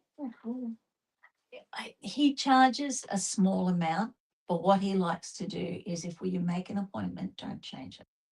So, because it's not open all the time to the public, he will be there specifically for us. Yeah. And it's got a lovely telescope that was donated to him. And it's only a small observatory, but you'd be surprised. He gets all sorts of scientists come up and work with him, and it's good because it's quite a unique vantage point when there's no clouds. That's the other thing. But even if it is cloudy here, the stars will still be there. Yeah. But it's nice if it's a clear night and we can see them. Especially if we could go over to Andre's and look through the telescope and go, that's exactly what we're working with you guys. Would you be keen for doing that as well? Okay. New experience. All right. So questions about doing Hermetic workings. Oh, so So what are you anticipating in terms of duration? Is it 6 months, a year? it's a year-long initiation. I'm just going to put this on so I can read the messages. Oh my goodness. There's we got a Christian on there telling us that we need to do it Jesus's way. So I like the Mothman. Okay, so there's quite a few people have tuned in with us. Yeah, it's a shame. Like this Minister Richard Kerr, if you could just jump out. Yeah, unless you really want to like contribute to what we're doing. All right. So yeah. Yeah, chat with them. Yeah. Well, I'm sure you guys will see it. I was hoping because Caesar was going to jump in. I can't see Caesar. The real Steve McQueen. Hey, yes, I like you. The unseen Steve McQueen. Was that Willows when I went? And his cousin. I didn't know. So, Richard, are you trying to push Jesus on us? Or are you actually like into what we're doing here? Yeah, we'll have a deeper look at all those messages later. It's a lot to have a look at. Okay, so all right, so I guess we'll have a little break. So we will pause the live stream here, but we will come back because this is the way we usually run our meetups, is that we do have a bit of a break. We have a cup of tea, just refresh ourselves when our brains start to hurt too much. And then we'll come back and we'll do a meditation. So, so we'll just pause the, I'm not sure if I can pause it or if I can leave it going. So Yeah, I might have to leave it going in the corner. But we will be back in about a half an hour just to do a meditation.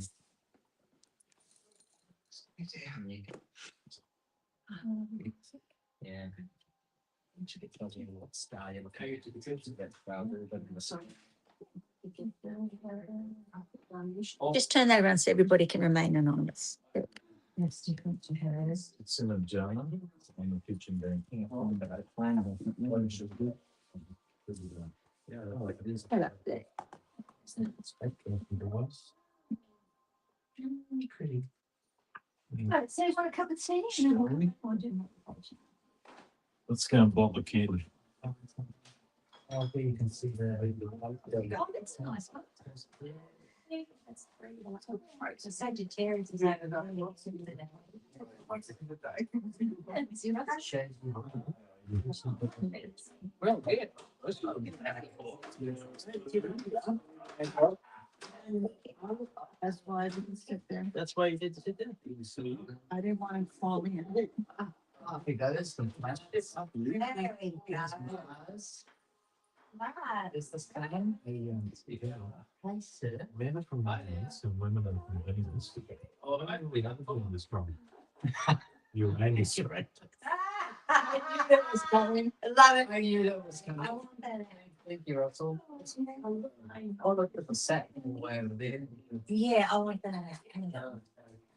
Hey, Sue. Long time no, I almost didn't recognize I only have one braid there.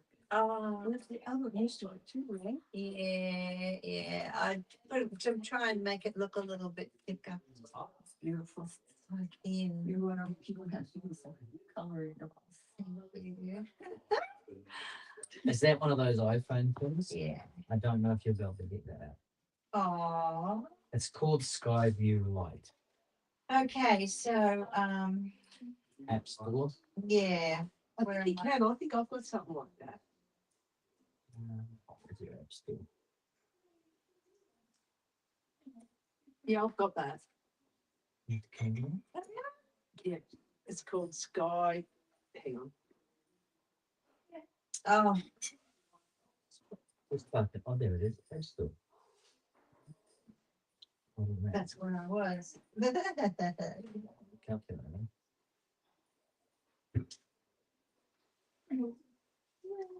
App Store. Oh, you got no internet connection. No. Never mind. Yeah. See, I've got I'll get it off. this one as well, which has the planetary hours. So, like on Wednesday, which is Mercury, it shows me what the times are to do. I like that. So, if you want to do a Mars working, but you don't want to do it at 6 in the morning, you could do one at 12:41 in the afternoon. 12:41. I didn't. No. But this app's being a pain in the bum because if you pick a day, 27th of April, that's the 26th. I don't know why it does that. The day before. Yeah. So that you can. I'm trying to find a better app because that one's really skittish. Oh, when you find a good one, you let me know. There's no phone when I was on it, so Oh, here we go. the doors are set up. What for water bottle bit? Oh, here, come in, back a bit. Think of it. That's right. Oh, it's not work. It's not work. Thank you. Oh, I know. Oh, It's just too peaceful here. I'm trying to find one that tells you in advance so you can book because technically, if we know what working we want to do, we can book it like 10 years in advance. Do we know all the stars and planets are going to be? yeah. Just need an app that'll do it. Yeah.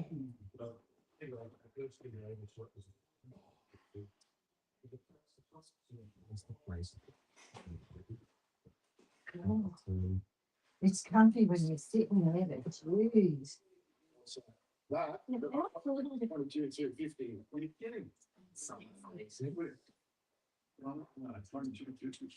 Stand straight. Get it, as I've been heard. I was like, like everywhere will be down. Oh, people freak out when I've got it.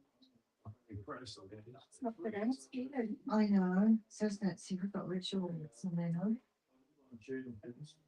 This one. I might take it. I think I need to sit on it to have my arms to stand up. I know that the other stuff. It's just like, what's this on? Oh, it's a- or she's visiting someone. Yeah.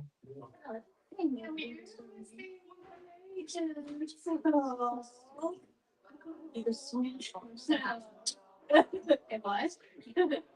Once you want. Oh, that's I don't know how you're trying to change your ass from time to time, but this is where it counts. Oh, thank you. This is very, it's a well saying. It's nice to meet you. You must be very special. Very special. Actually, Special little lady. I call her little because she's little, but she's fairy energy. Thank you. I have my moments. The fairy's amazing. They can be cheeky. Cheeky, well, we've got cheeky times. We're not perfect. We wouldn't be here. We have to work out all our aspects. Maybe it's nice. It's nice. Before. I get out of this. I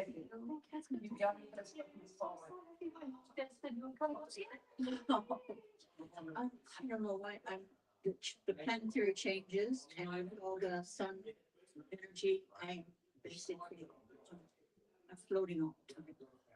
So right now I have a little dizziness coming again. What happens? That's what happens when I get surrounded with all that. So the Stephen Cheyenne. You know, yeah. Well, my, you know, one of them comes a couple of days.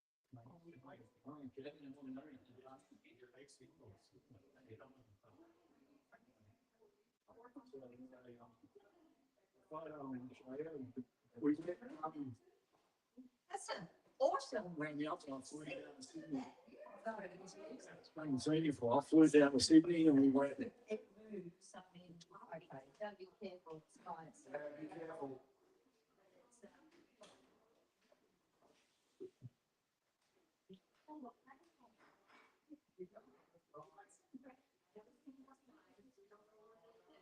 I'm like, fly fishing around. And Jason went there, flew down and we had a guy. So Lisa, I was being funny about the wood burning on it. The wood burning. We're on a I was patting myself on the back.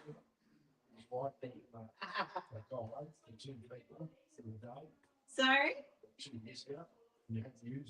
I did that one. Yeah. Yeah, that's why I was saying, look at that, it wasn't the toilet seat.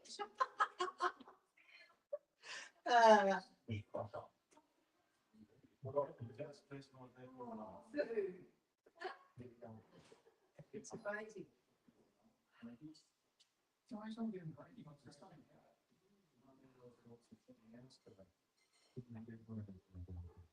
You just, no,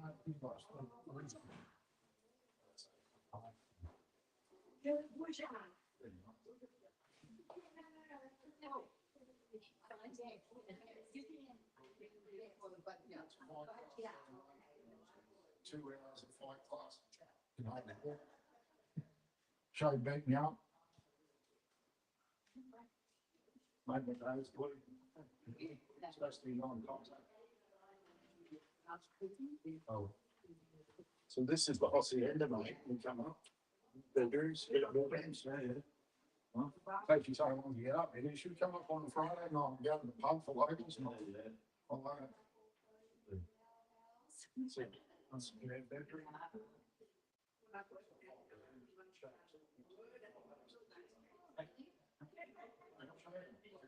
That's a bedroom, or just like the cabin.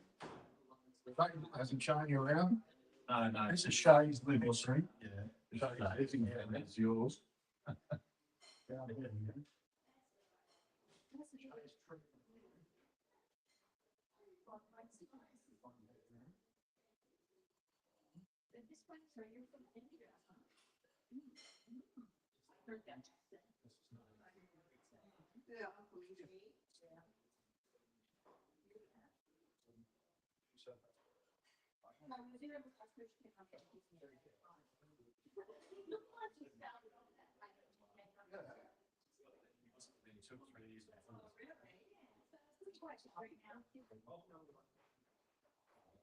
Work, it's just like yeah. I don't think he got it for him. It was for the wife, for my mother. Then Shay's office is another very involved. That's Shay's office. Pretty much like the military. Tell me. That's how I was. And so that's 2 bedrooms now. 2, 3, 4. That's the garage down. That's the garage down there. Yeah, double garage. And then bathroom, toilet, laundry. Yeah. And all bedroom. Oh, nice. My bedroom. You know, it's your boy next door for 100. This one, the Queensland right there, just off with the gentleman. Where's Delta? I think that tomorrow, I think it's like less than that. 780 or something like that. Beautiful house. She's like the chef. She's up with everything like a week, 2 months a week. I think she's got Sunday night off. She comes up Sunday night, spends Sunday night. And Monday she's got off and then that's working for the Sunday stuff. Oh, the telly. No, I couldn't get anything on. No, it's perfectly sized for the head. Well, that's you wouldn't want any bigger there. I don't know what do you mean. Price tag. It was a game show. It was a demo model. And I got the sound, which was also the limited sound. The most. Yeah, no. Green TV. I don't know. I can't remember. Doesn't matter, does it? So it's fit it for free. Oh, I really do. Jerry, I was here. He goes, what are you going to do with the old TV? Can you put it in? He goes, I'll put it in there for you for $100. Nice. Ring it all up, get all the wiring. In for about 2 hours. All up and running. Do it somehow. This thing's amazing. It's so I mean, it's you sit up there, you can hear, you can hear the. It's even good for me. Grab some coffee, can you? We'll go. You too, though. Yeah. I'm just walking by with it.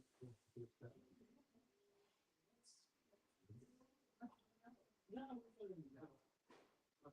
this is what you get all day, or just a bit. What class is that?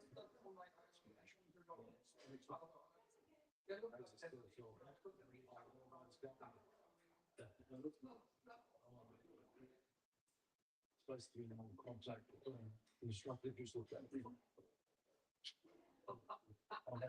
I've got to train the dad. I've got to train the shade because sometimes the left to right and the right to left. So she's going, anyone who's training, yeah, we get a punch from the get a punch in the nuts, got to stay. And the instructor's like, teaching shade. And he looked at me and went, sit with me.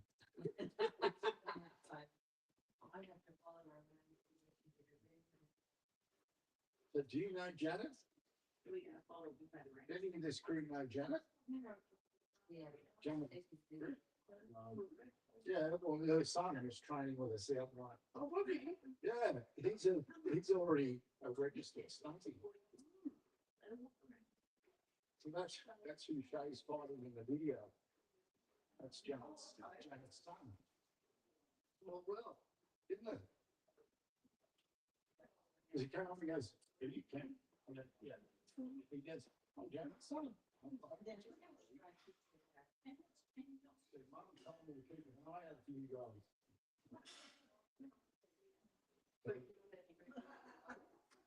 Just finish one down. We did a day with this more deduction. I think last Sunday.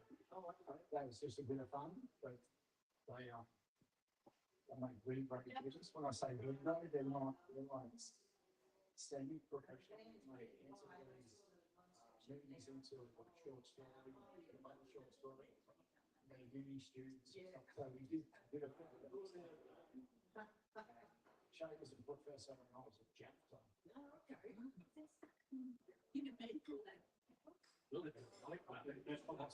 Yeah, I was a janitor. Just did a movie called Subversion. Oh, okay. Who stands for it? Oh, I have seen that one advertised. Oh, no. So, no, I mean, Yeah, yeah. it's not advertised, it's seen it in the back. Yeah. In the main. Yeah, you look at it, mate, it's, we were down there, behind me, Versace Hotel, 100 feet above it, and that's where the majority of people get was with this man, and all the kids were there, all these families, he said, no, that's where he was like, that was his room, that was his accommodation. And they had a helicopter there, so every day after shooting, they fly him back to Byron to his house, to his family. And his other family was staying just on the boat for the day. Yeah. And that's why movies cost so much. What do you reckon? If the it's damaging the day, it's not like there. Is that all? Naturally, we're still the different. For the people you have, for the students, probably wasn't his idea. Oh, no, it's great. Just throw it out there. Making a documentary with this stuff.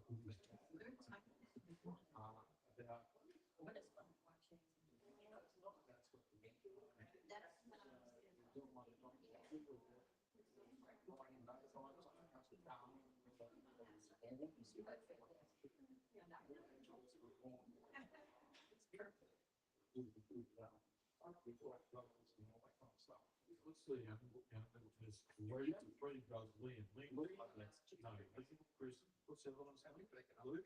Oh, no, I saw him in the gym one night with his family and kids. He was like, well, just happened to be flicking the switch and I saw him in some low rated Muslim film. I think I saw that. Well, I think you don't think I think I was thinking that too. so I think it all, but there's nothing to the movie. What's the He's the one that missed out. typical Aussie? Yeah, it's an absolute mark. So then I used to look at it. Brothers, there's four altogether. Liam's Richard. Yes, yes. One of them finished that yet? My mate lives next to me. Yeah. They're not in Byron, they're in Byron around it. Something like one further up. What's it called? Yeah.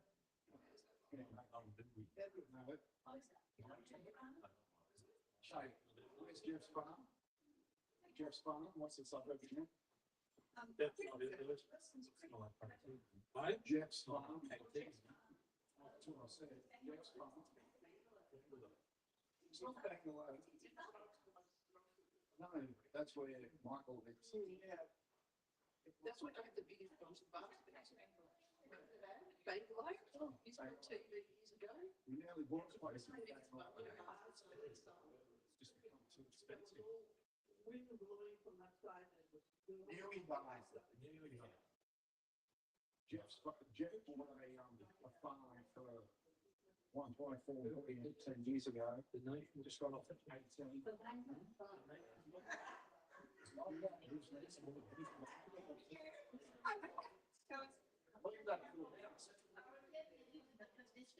I didn't want to get up there on the wall.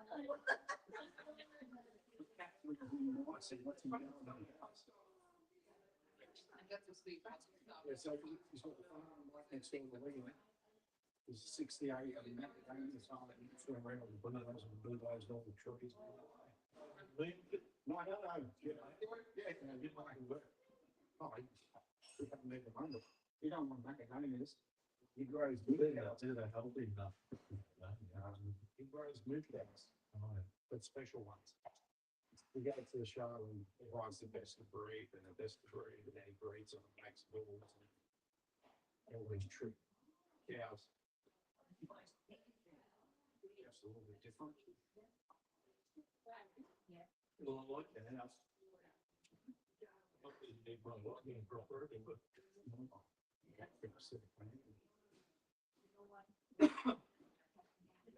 Did you paint this section? I like the white. You're gonna do some paint on this, huh? The white is white, mate. This is white, pink in colour. I haven't painted that there yet. But that grey, we have to paint that, so I'll put this in. Yeah, we just- No, it's like pink. Kitchen's pink.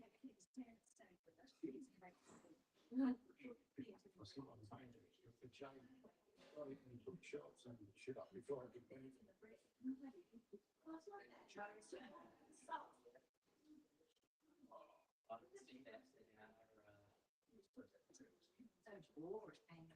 Oh, it's like, a water line was it up there the other day.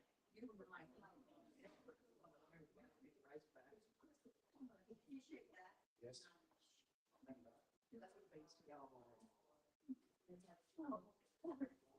That's like that.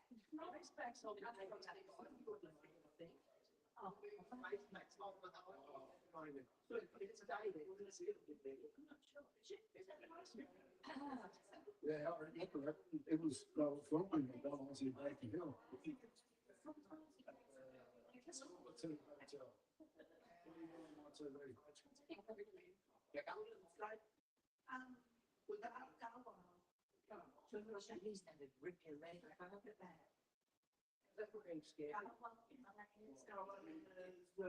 I chased that pig for 3 years. That's why it's got no ears. Boys used to sit the dogs on it. All its ears and chewed on. Kill you.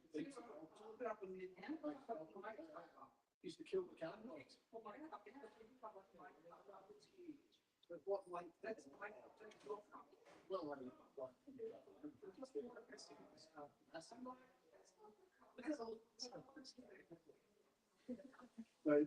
but you should hear them, you gotta hear them when they're chewing their teeth together. So the bottom ones, sharpen on the top tusks. Yeah, when they, you can hear them chomping and they're just sharpening their teeth. They put all their bells. You big hole in them. You feel good. It's like a racing bike.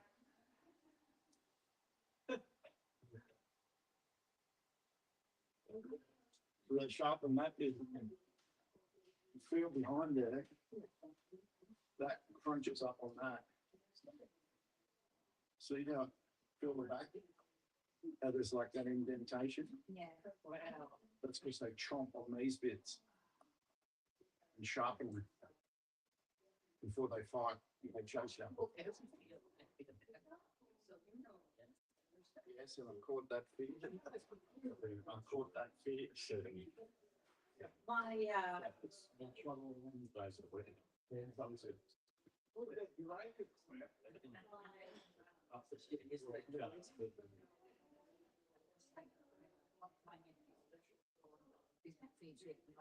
Does anyway.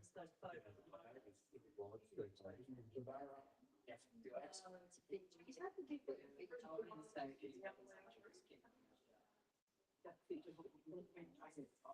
Same one that used to be on all. Or just different dates on it?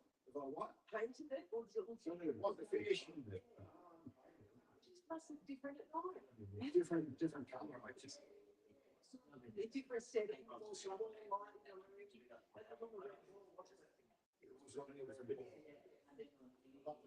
Yeah, but I've never seen it fit. No, he was in the garden. Basil.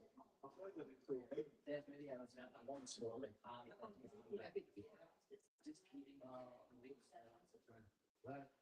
That's why I couldn't choose nothing. I couldn't believe it. Like, he has a huge. He did it down a little bit. The other flavor. You're too big on the little one. So I shot it. I'm going to, it's like fun padded somewhere. Yeah, thanks. But it's like double. Yeah, get it. Anyway, 20 minutes he comes out. Two full seats and two.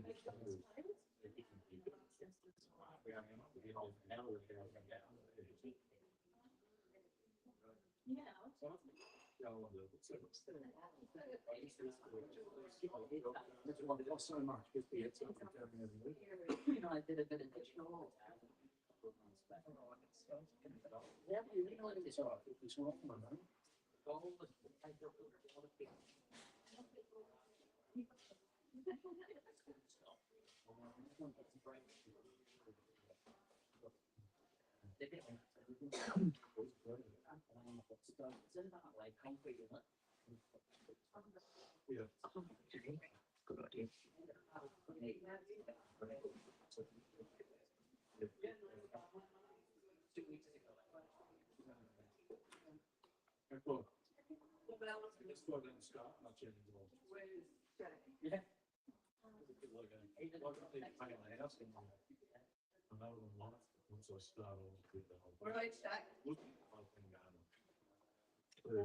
I think she's gone into her room.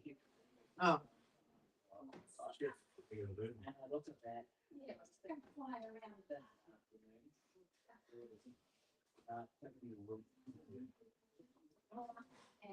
Where I said, where are you? She's like, when, oh, now I know why I asked you that. When I finished at 95 when my mother used to go to school. Oh, okay. Mm. Yeah, it's the mountain behind where 95 is. Oh my goodness. Yeah, my mom used to go to school there. Okay. She tells the story of this one night. This pirate came up to this hand or something was at the door. And it's really terrifying. Shut the doors. Trying to keep this animal out without eating them. Yeah, when we were young, we had the tiger alert. They were like, the bell, one of the big churches started ringing their bells and said, "What's that?" And a tiger alert. Tiger alert.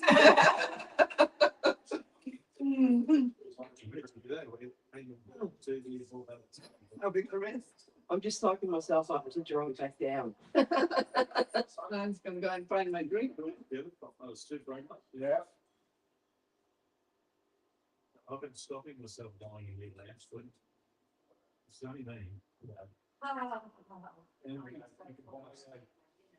You think you're uncomfortable, you're not your ways to be able to do something productive. I keep talking to myself. There's not getting one of these. We've been married ceremony, you know. Just gonna go out and see after this. I'm just open up the serenity. Feel like I'm body doing. Have you seen that movie, The Castle? That Australian one?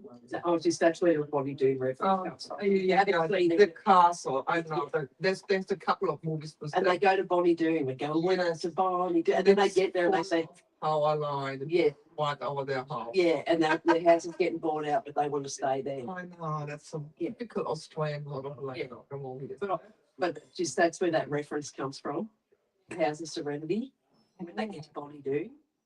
Mm. It's too bad that it's good again, isn't it? I know, I know. Yeah.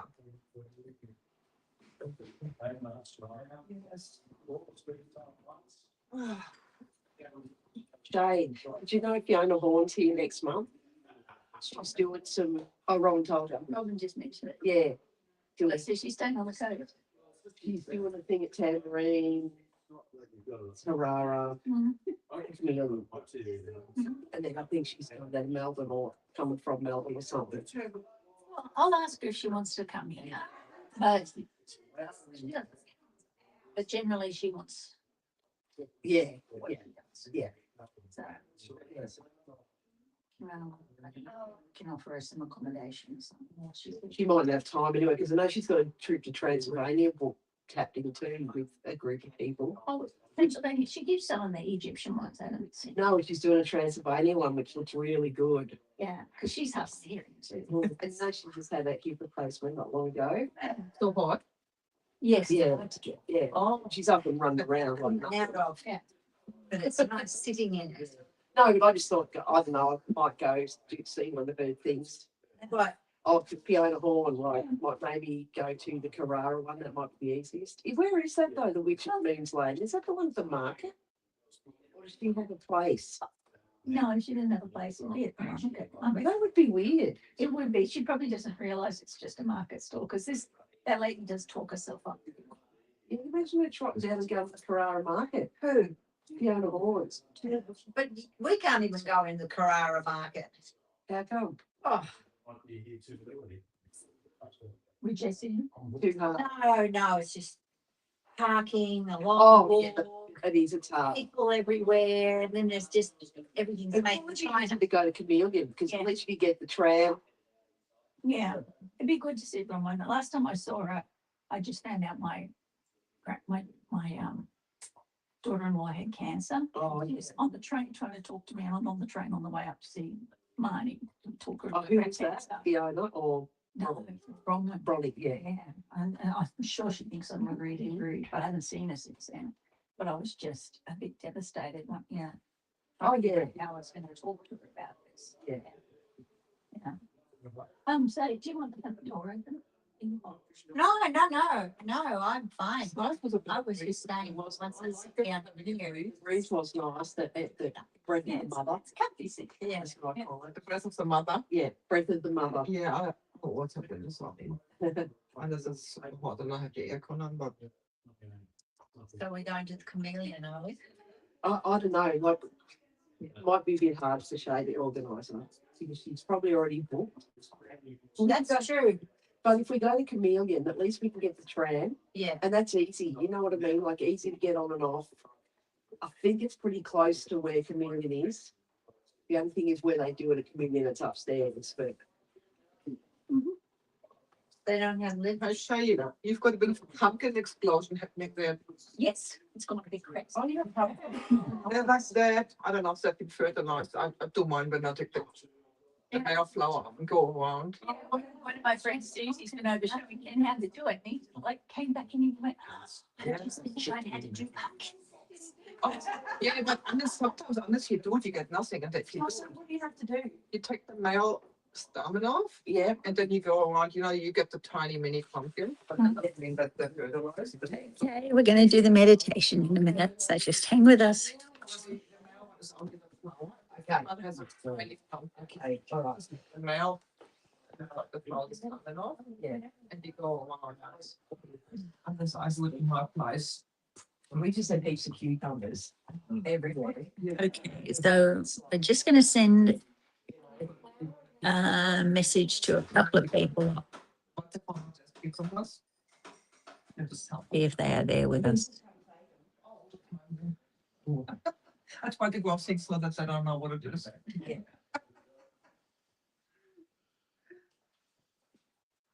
I don't know. I have the time. Healthy, it's very comfortable. Yeah, I think it's at Yeah. Chameleon, she's doing a workshop. No, because And what? I think we went to a comedian. Absolutely. Lee, you went to Fiona Hall at comedian last time, didn't you? Yeah, I'm not. She's back again. Oh, is she? Yeah. Yeah, everything that going in by the train. Oh, cool.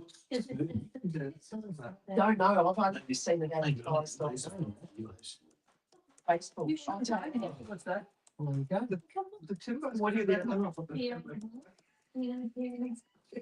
Who is she? What is she? Don't worry about it. No idea. She's the views, but I want to keep the pictures. This blonde, She looks like she's blonde and like shade. same generation. And she was in a band called FFX, but you probably not really know that band.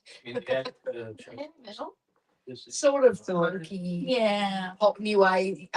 What Wave. Yeah. what do you call it? Heavier than pop. Okay. Yeah. Yeah. But yeah, there's a lot of similarities. She's half Hungarian, I'm half Hungarian. We've supported each other. a bit. Yeah, both don't look their age. Both are beautiful and blonde hair. That's just bird you're talking about. Fiona Horn. Did You don't know Fiona? She was my introduction to witchcraft. I looked at her and I said, if I could look like that, I want to be a witch. And she's She's a my- pilot. Yeah, I don't know how to call them. Yeah. Okay. Yeah, she did. Fiona's Yeah. favorite saying is, how do you tell if there's a pilot in the room? They'll tell you.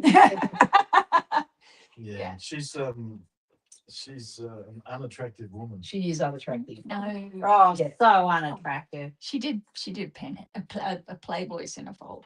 With a snake. Fire and Snake. snakes and That's terrible. A lot.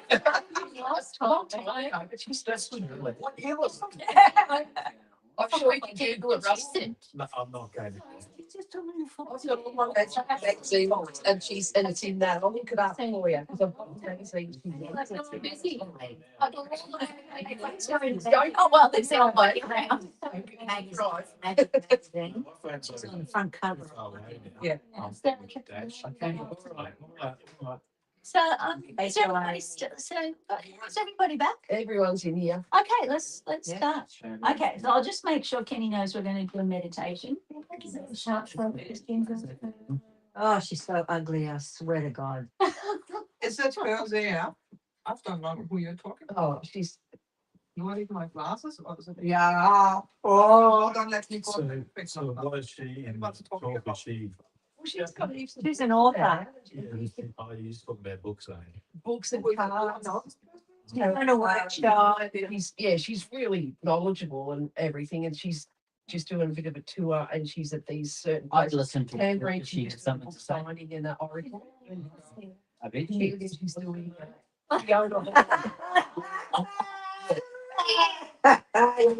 what do you say? He didn't know who she was, and Now he wants to Lee come. was trying to say, I invited you to come with me to see her. You should have, I told you about her. So he looks it up and he goes, oh yeah, she's uglier than shit. He wants to go now. Yeah. Well, Front row will be the good and the history. are you still live over there? Oh, I hope she's not on there.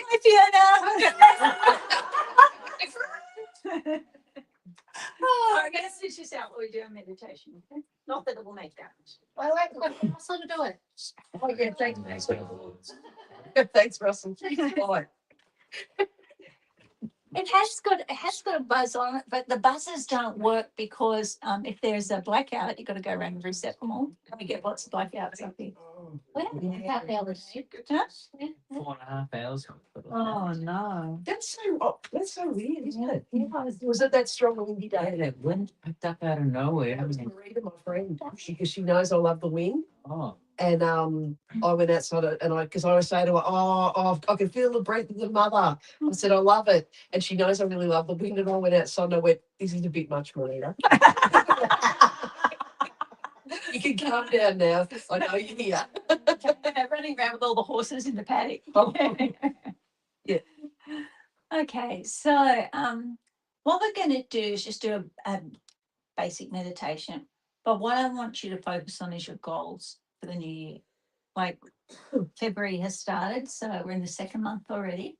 So we're just about to, many cultures that the first lunar month of February is the start of the new year. So think about what it is that you want to achieve, what you want to get out of doing the Metaphysical Meetup, where you want to take your life, what do you want to have happen for you. And being clear with that, because so many people are so vague about what they want for their future. And if you can be clear about that, then when you start working with the Hermetics, they can be clear about what they're going to give you. And it's like when we went up the mountain, I had no goal for doing the Aeon working other than being with Aeon. But Tony obviously had a goal and thought it wasn't working. And then randomly they showed us Arnold Schwarzenegger. So, we ran into him. So it's these sorts of things. If you don't have something focused, good things will happen, but maybe not necessarily what you wanted or needed. And even if you're not sure what direction you want to take yourself in, even if it's like, what do I need for the coming year? What is it that I really need? And see if they show you something, see if they reveal something to you. Okay. All right. So just get comfortable where you're sitting. If you can, put your feet flat on the ground, get in contact with the mother. What we're going to do is slow our breathing down. Going to take nice deep breaths in. Breathing all the way in. Nice deep breaths out. Breathing all the way out. As we breathe in and out, we're going to start to focus our breath out through our third eyes. Eyes closed, cross looking up.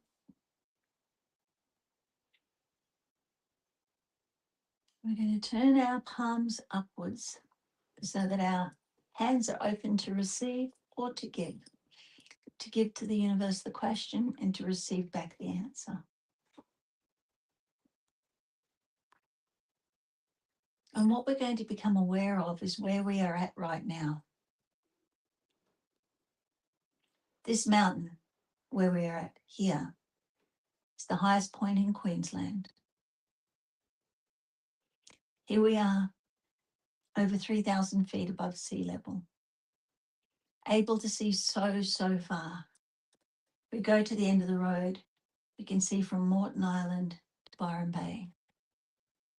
We've got the view of the world up here as the gods see it. We see so much on a clear day.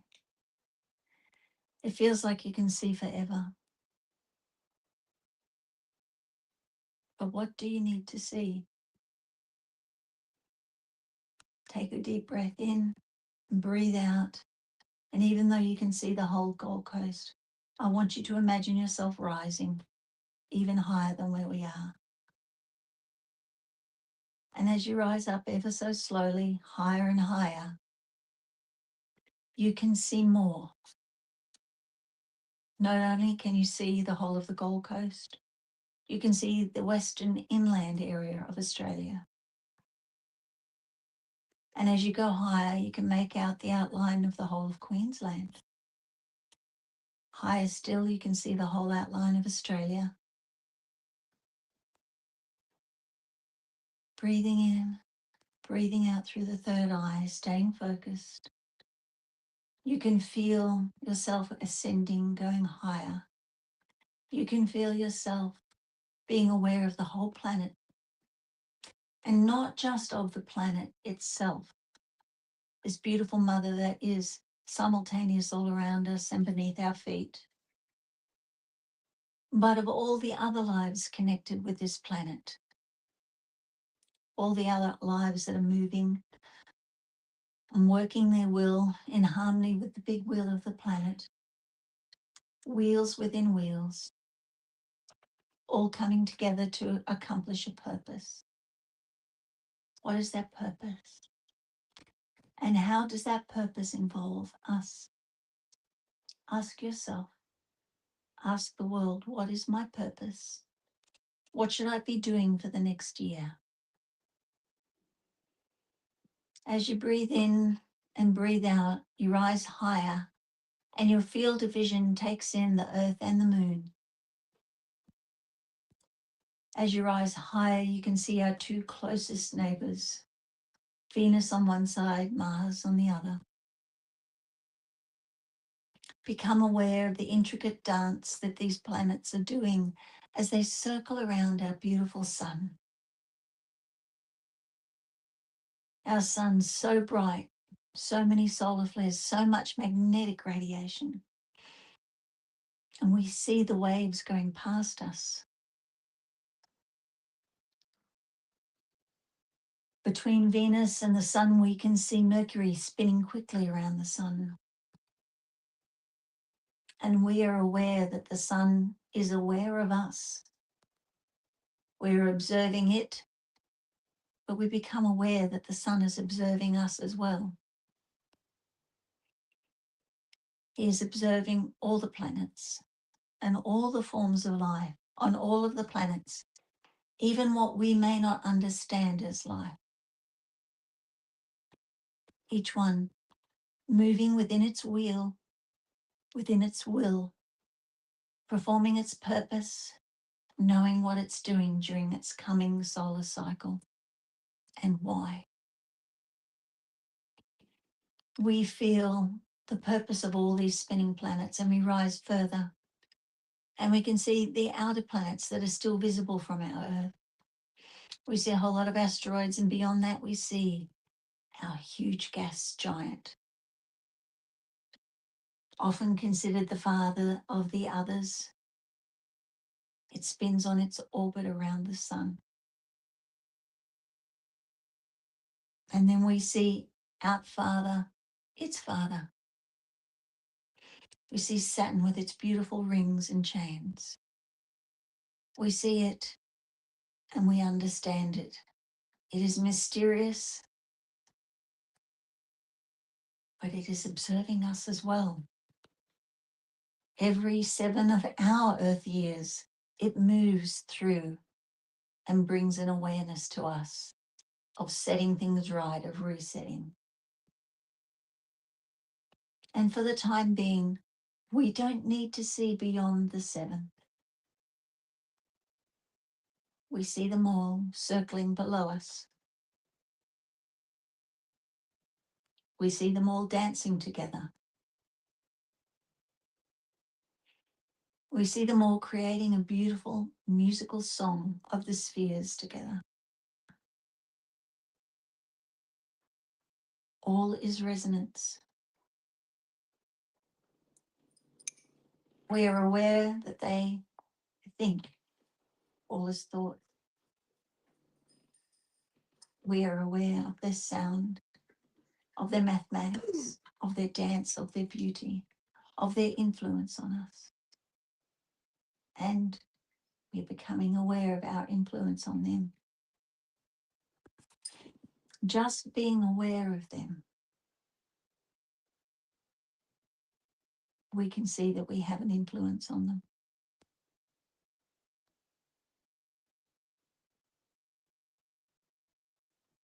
And all of a sudden, above the solar system where we are, we see that there is a cosmic mirror. And we turn distracted to look into a mirror, as we always do. And we see what is reflected there is not our face, but we see a reflection of the solar system that is below us. We are the solar system in miniature. It is our apotheosis, our ascension towards Godhood. We are a part of them. We always have been, and they have always been a part of us. We reflect them as they reflect us. And to the group, you collectively ask the question, my coming year, I want to achieve.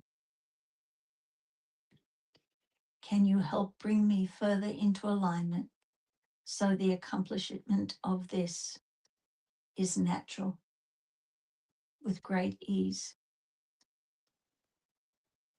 Because you are assisting me, as I am happy to assist you.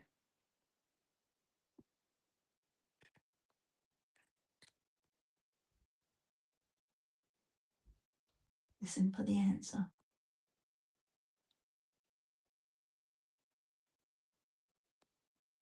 Understand that as you draw closer to them, as they become your friends, the interaction will make things happen faster and easier for you.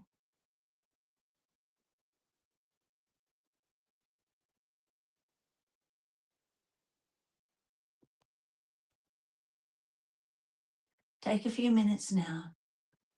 Just stay with the energies and see which way the energies push you or what they show you, what you are able to understand from what they are trying to communicate to you.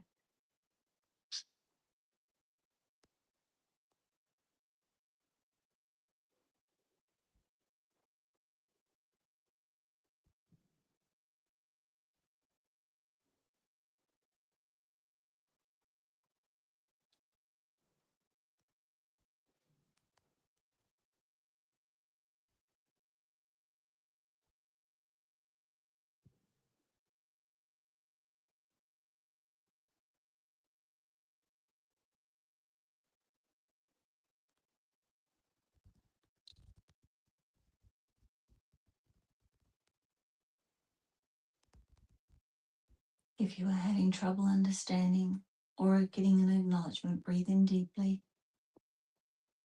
and allow.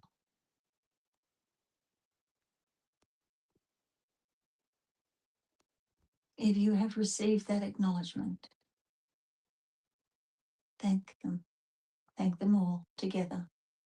None of them exist in isolation, as we cannot exist in isolation without all of them granting us our life.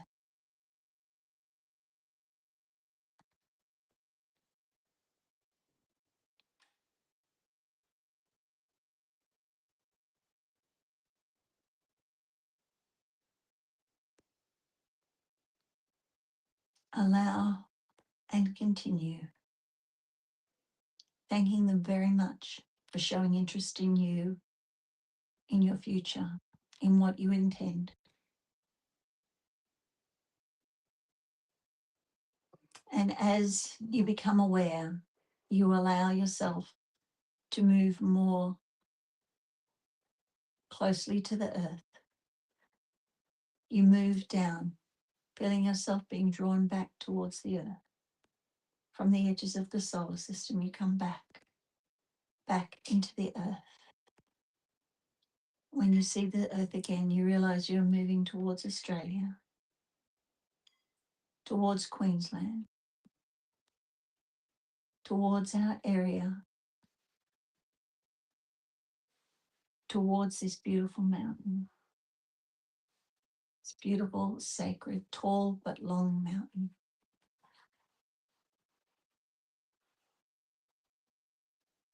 And with a smile and a thank of acknowledgement, find yourself again back in this room. And when you are ready, you can open your eyes.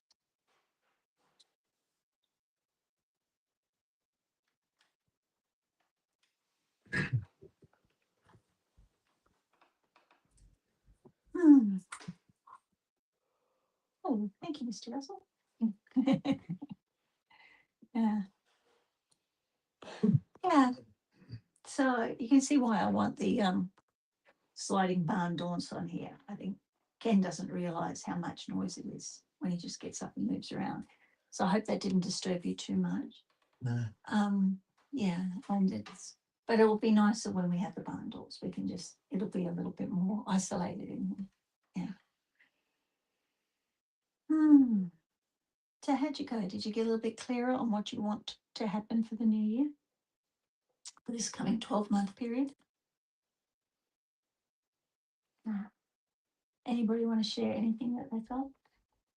I didn't really get anything, but I got really hot and my hair was tingly and my left shoulder, right, which is my soul one, was on fire. Mm, But that's, I just think that was acknowledgement.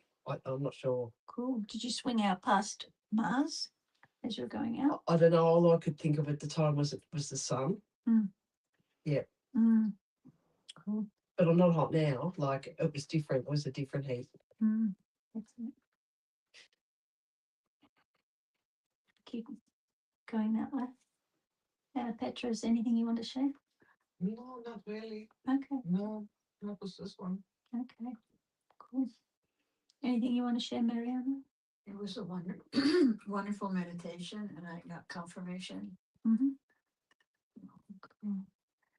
Des. We had some ideas come in that because I don't have so much psychic experiences, that I don't have to work very hard. They'll come to me this year.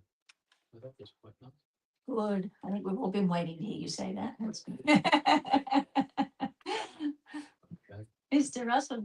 I missed some of the words, so I missed some of the, the guidance, but I did get out and about and checked in with goals that I've already set, and I got that. Yes, those are the goals for you this year. One thing, and not to. The other thing that came through was no stress, no anxiety, no heavy expectation. Just believe and magnetize them. Fantastic. Yeah, I have to be aware. It's a bigger room and I have to speak a little louder. I know my this is at the right key level for you to block things out. Yeah. So it's not your fault. Mm. Okay. But I will sit closer next time. Cool. How'd you go, Tony? Did you get into the meditation or you didn't feel? Oh no, it was good. Yeah? Cool. Okay. How'd you go, Leah? Um, it's floaty, and I caught most of what you said. The main thing I took away from that was just feeling more of a connection with it and just being like, hello. Mhm. And then sometimes when I listen to other people's answers, it resonates a little bit, but I think most of the answers I said, can you please bring them in my dreams? Mhm. It's in Fantastic. Yeah. How did you go, Mr. Dion? Did you get a connection?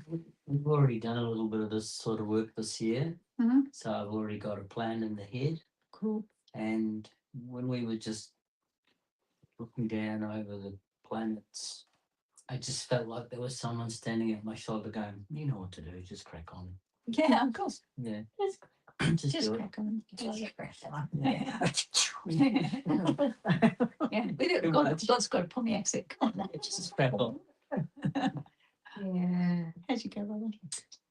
Well, I I saw all the planets and I was rising higher and higher, and I was thinking of Saturn, and I was looking at it thinking, that's the one with yeah. I thought I need to learn more about that planet because I don't know anything about it. And I thought, oh, that'd be good. And then I thought, all right, what am I supposed to be doing? What am I? And just stick to your goals that you planned in January. Mhm. You're on the right track. I thought, okay. Good. So I'm excited about that. Good. Because I cleaned out a lot of Facebook friends and cleaned out the cupboard and cleaned out the garage and cleaned out the linen and the little op shop's got a lot of stuff that's coming. That one focus is my drumming and my runes. Mhm. I have to really get into them. Mm. And Veronica finished making my drum for me because I got so mad at it. Oh, you'd like the open mic night for it. So I'm back performing again, anyway. But long story short, we got seconded into doing the open mic on a Saturday because the other lady let them down at the local pub. So yeah, we're going to be there from 4 o'clock this afternoon. So if you want to stick around and come have a bit of fun, you're welcome to. But I reckon we'd love to see you drum with us at some point. I know you can't today. Yeah, but yeah, perhaps especially with that new drum I got. She's a ripper. It's made for the. Singing or drumming or what? Yes. Is that Yeah. I saw the photo of you? Playing the cajon. Yeah. No, just photo of drums and the microphone. So I thought, well, you're doing both, ain't you? I'm playing the cajon and the baran. Cajon. Yeah, the one that you sit on and play. Yeah. That, But yeah. Susan plays the guitar and sings, and Juanita's a beautiful singer as well. So with 3 voices together sound very nice. And the locals up here. Susan is. Juanita's from Brisbane, but she's hopefully moving up here soon. Yeah. Mhm. Okay. So yeah, you're welcome to come and join us. If you can spend the extra time, you're all welcome. Maybe Yeah. next time. Like, Yeah. yeah. Yeah, I know. Sorry, it sprung on me as well. Yeah. So sorry to spring it on you guys. But the other thing I'd like us to do, even if we don't all get to do it exactly at the same time, is as we're leaving, make sure that we go to the lookout at the end of the street here. Just spend some time, take this energy of the planet, because when you're standing up there, you do feel like you're floating above the world. So parking. Yeah, and just do a little, just meditate for a few minutes up there. There's parking up there. Yeah, there's parking. There's they've got to disable. You got to stick out. Yeah. Yeah.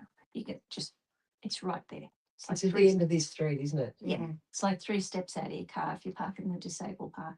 That way. Yeah. Yeah. Had to If keep you go the other way, you can't get out. Yeah. Stuck. It really would be a bush track. Yeah, it's a cul-de-sac. Oh, yeah, through somebody's house. Playing or somewhere else. Not that cafe. It's over at what they call Springbrook Cafe and Bar, which everybody, all the locals up here call it a pub, but it's like a general store cafe. Yeah, It's serve alcohol. Did we drive past it on the main road? Yeah, it's just off. It's just down Forestry Road, Forestry. but it's fun. It's lovely. Yeah. Really nice atmosphere with all the locals. A couple of times. Fine. Yeah. So yeah, so All right. you can drive up. But who would like to just, it's only like 200 meters up the road here. Who would like to walk up? We could walk up together. To the To the lookout. Sure. Yeah. We'll drive up if no one's parked behind us. Yeah, we'll Yeah. go. When you next week when you come, just park on the grass out the front. Yeah. Then nobody can park you in. Yeah. Just park in like nose to the fence, and you can sort of do that Okay. in front of anybody's We weren't house. sure. We weren't. Yeah, we Yeah. weren't sure. And you can do it in front of anybody. There's no neighbours next door yet. They still haven't rented that place out, so you can park on the grass there. Okay. And across the, everybody gets on pretty well. Yeah. So if there was a problem, they'd come and tell us. But Okay. you can pretty well park out the front of any. But it's easiest just park nose in. Okay. Isn't there a ditch there? You very little ditch. It's okay. It's all right. Mhm. Yeah, nobody's bottomed out. on In the that. dry, be all right, I suppose. In the wet, you might. How's that go? Everybody give over the bush. Okay. Yeah. From out as a van. So is everyone, so everybody else is okay to go for a little walk? We'll go up to the. Yeah, we'll drive up. Robbie. Whatever, I'm happy doing whatever. I Yeah. wanted to walk anywhere with it. All right, well, we're going to leave the live here. We'll put some photos up later if you're interested from the lookout. But thank you for joining us today. We do appreciate that. And yeah, hopefully we'll see you again soon. Maybe you can come to the meetup yourself one time. That'd be great. Paul Robin. Yeah.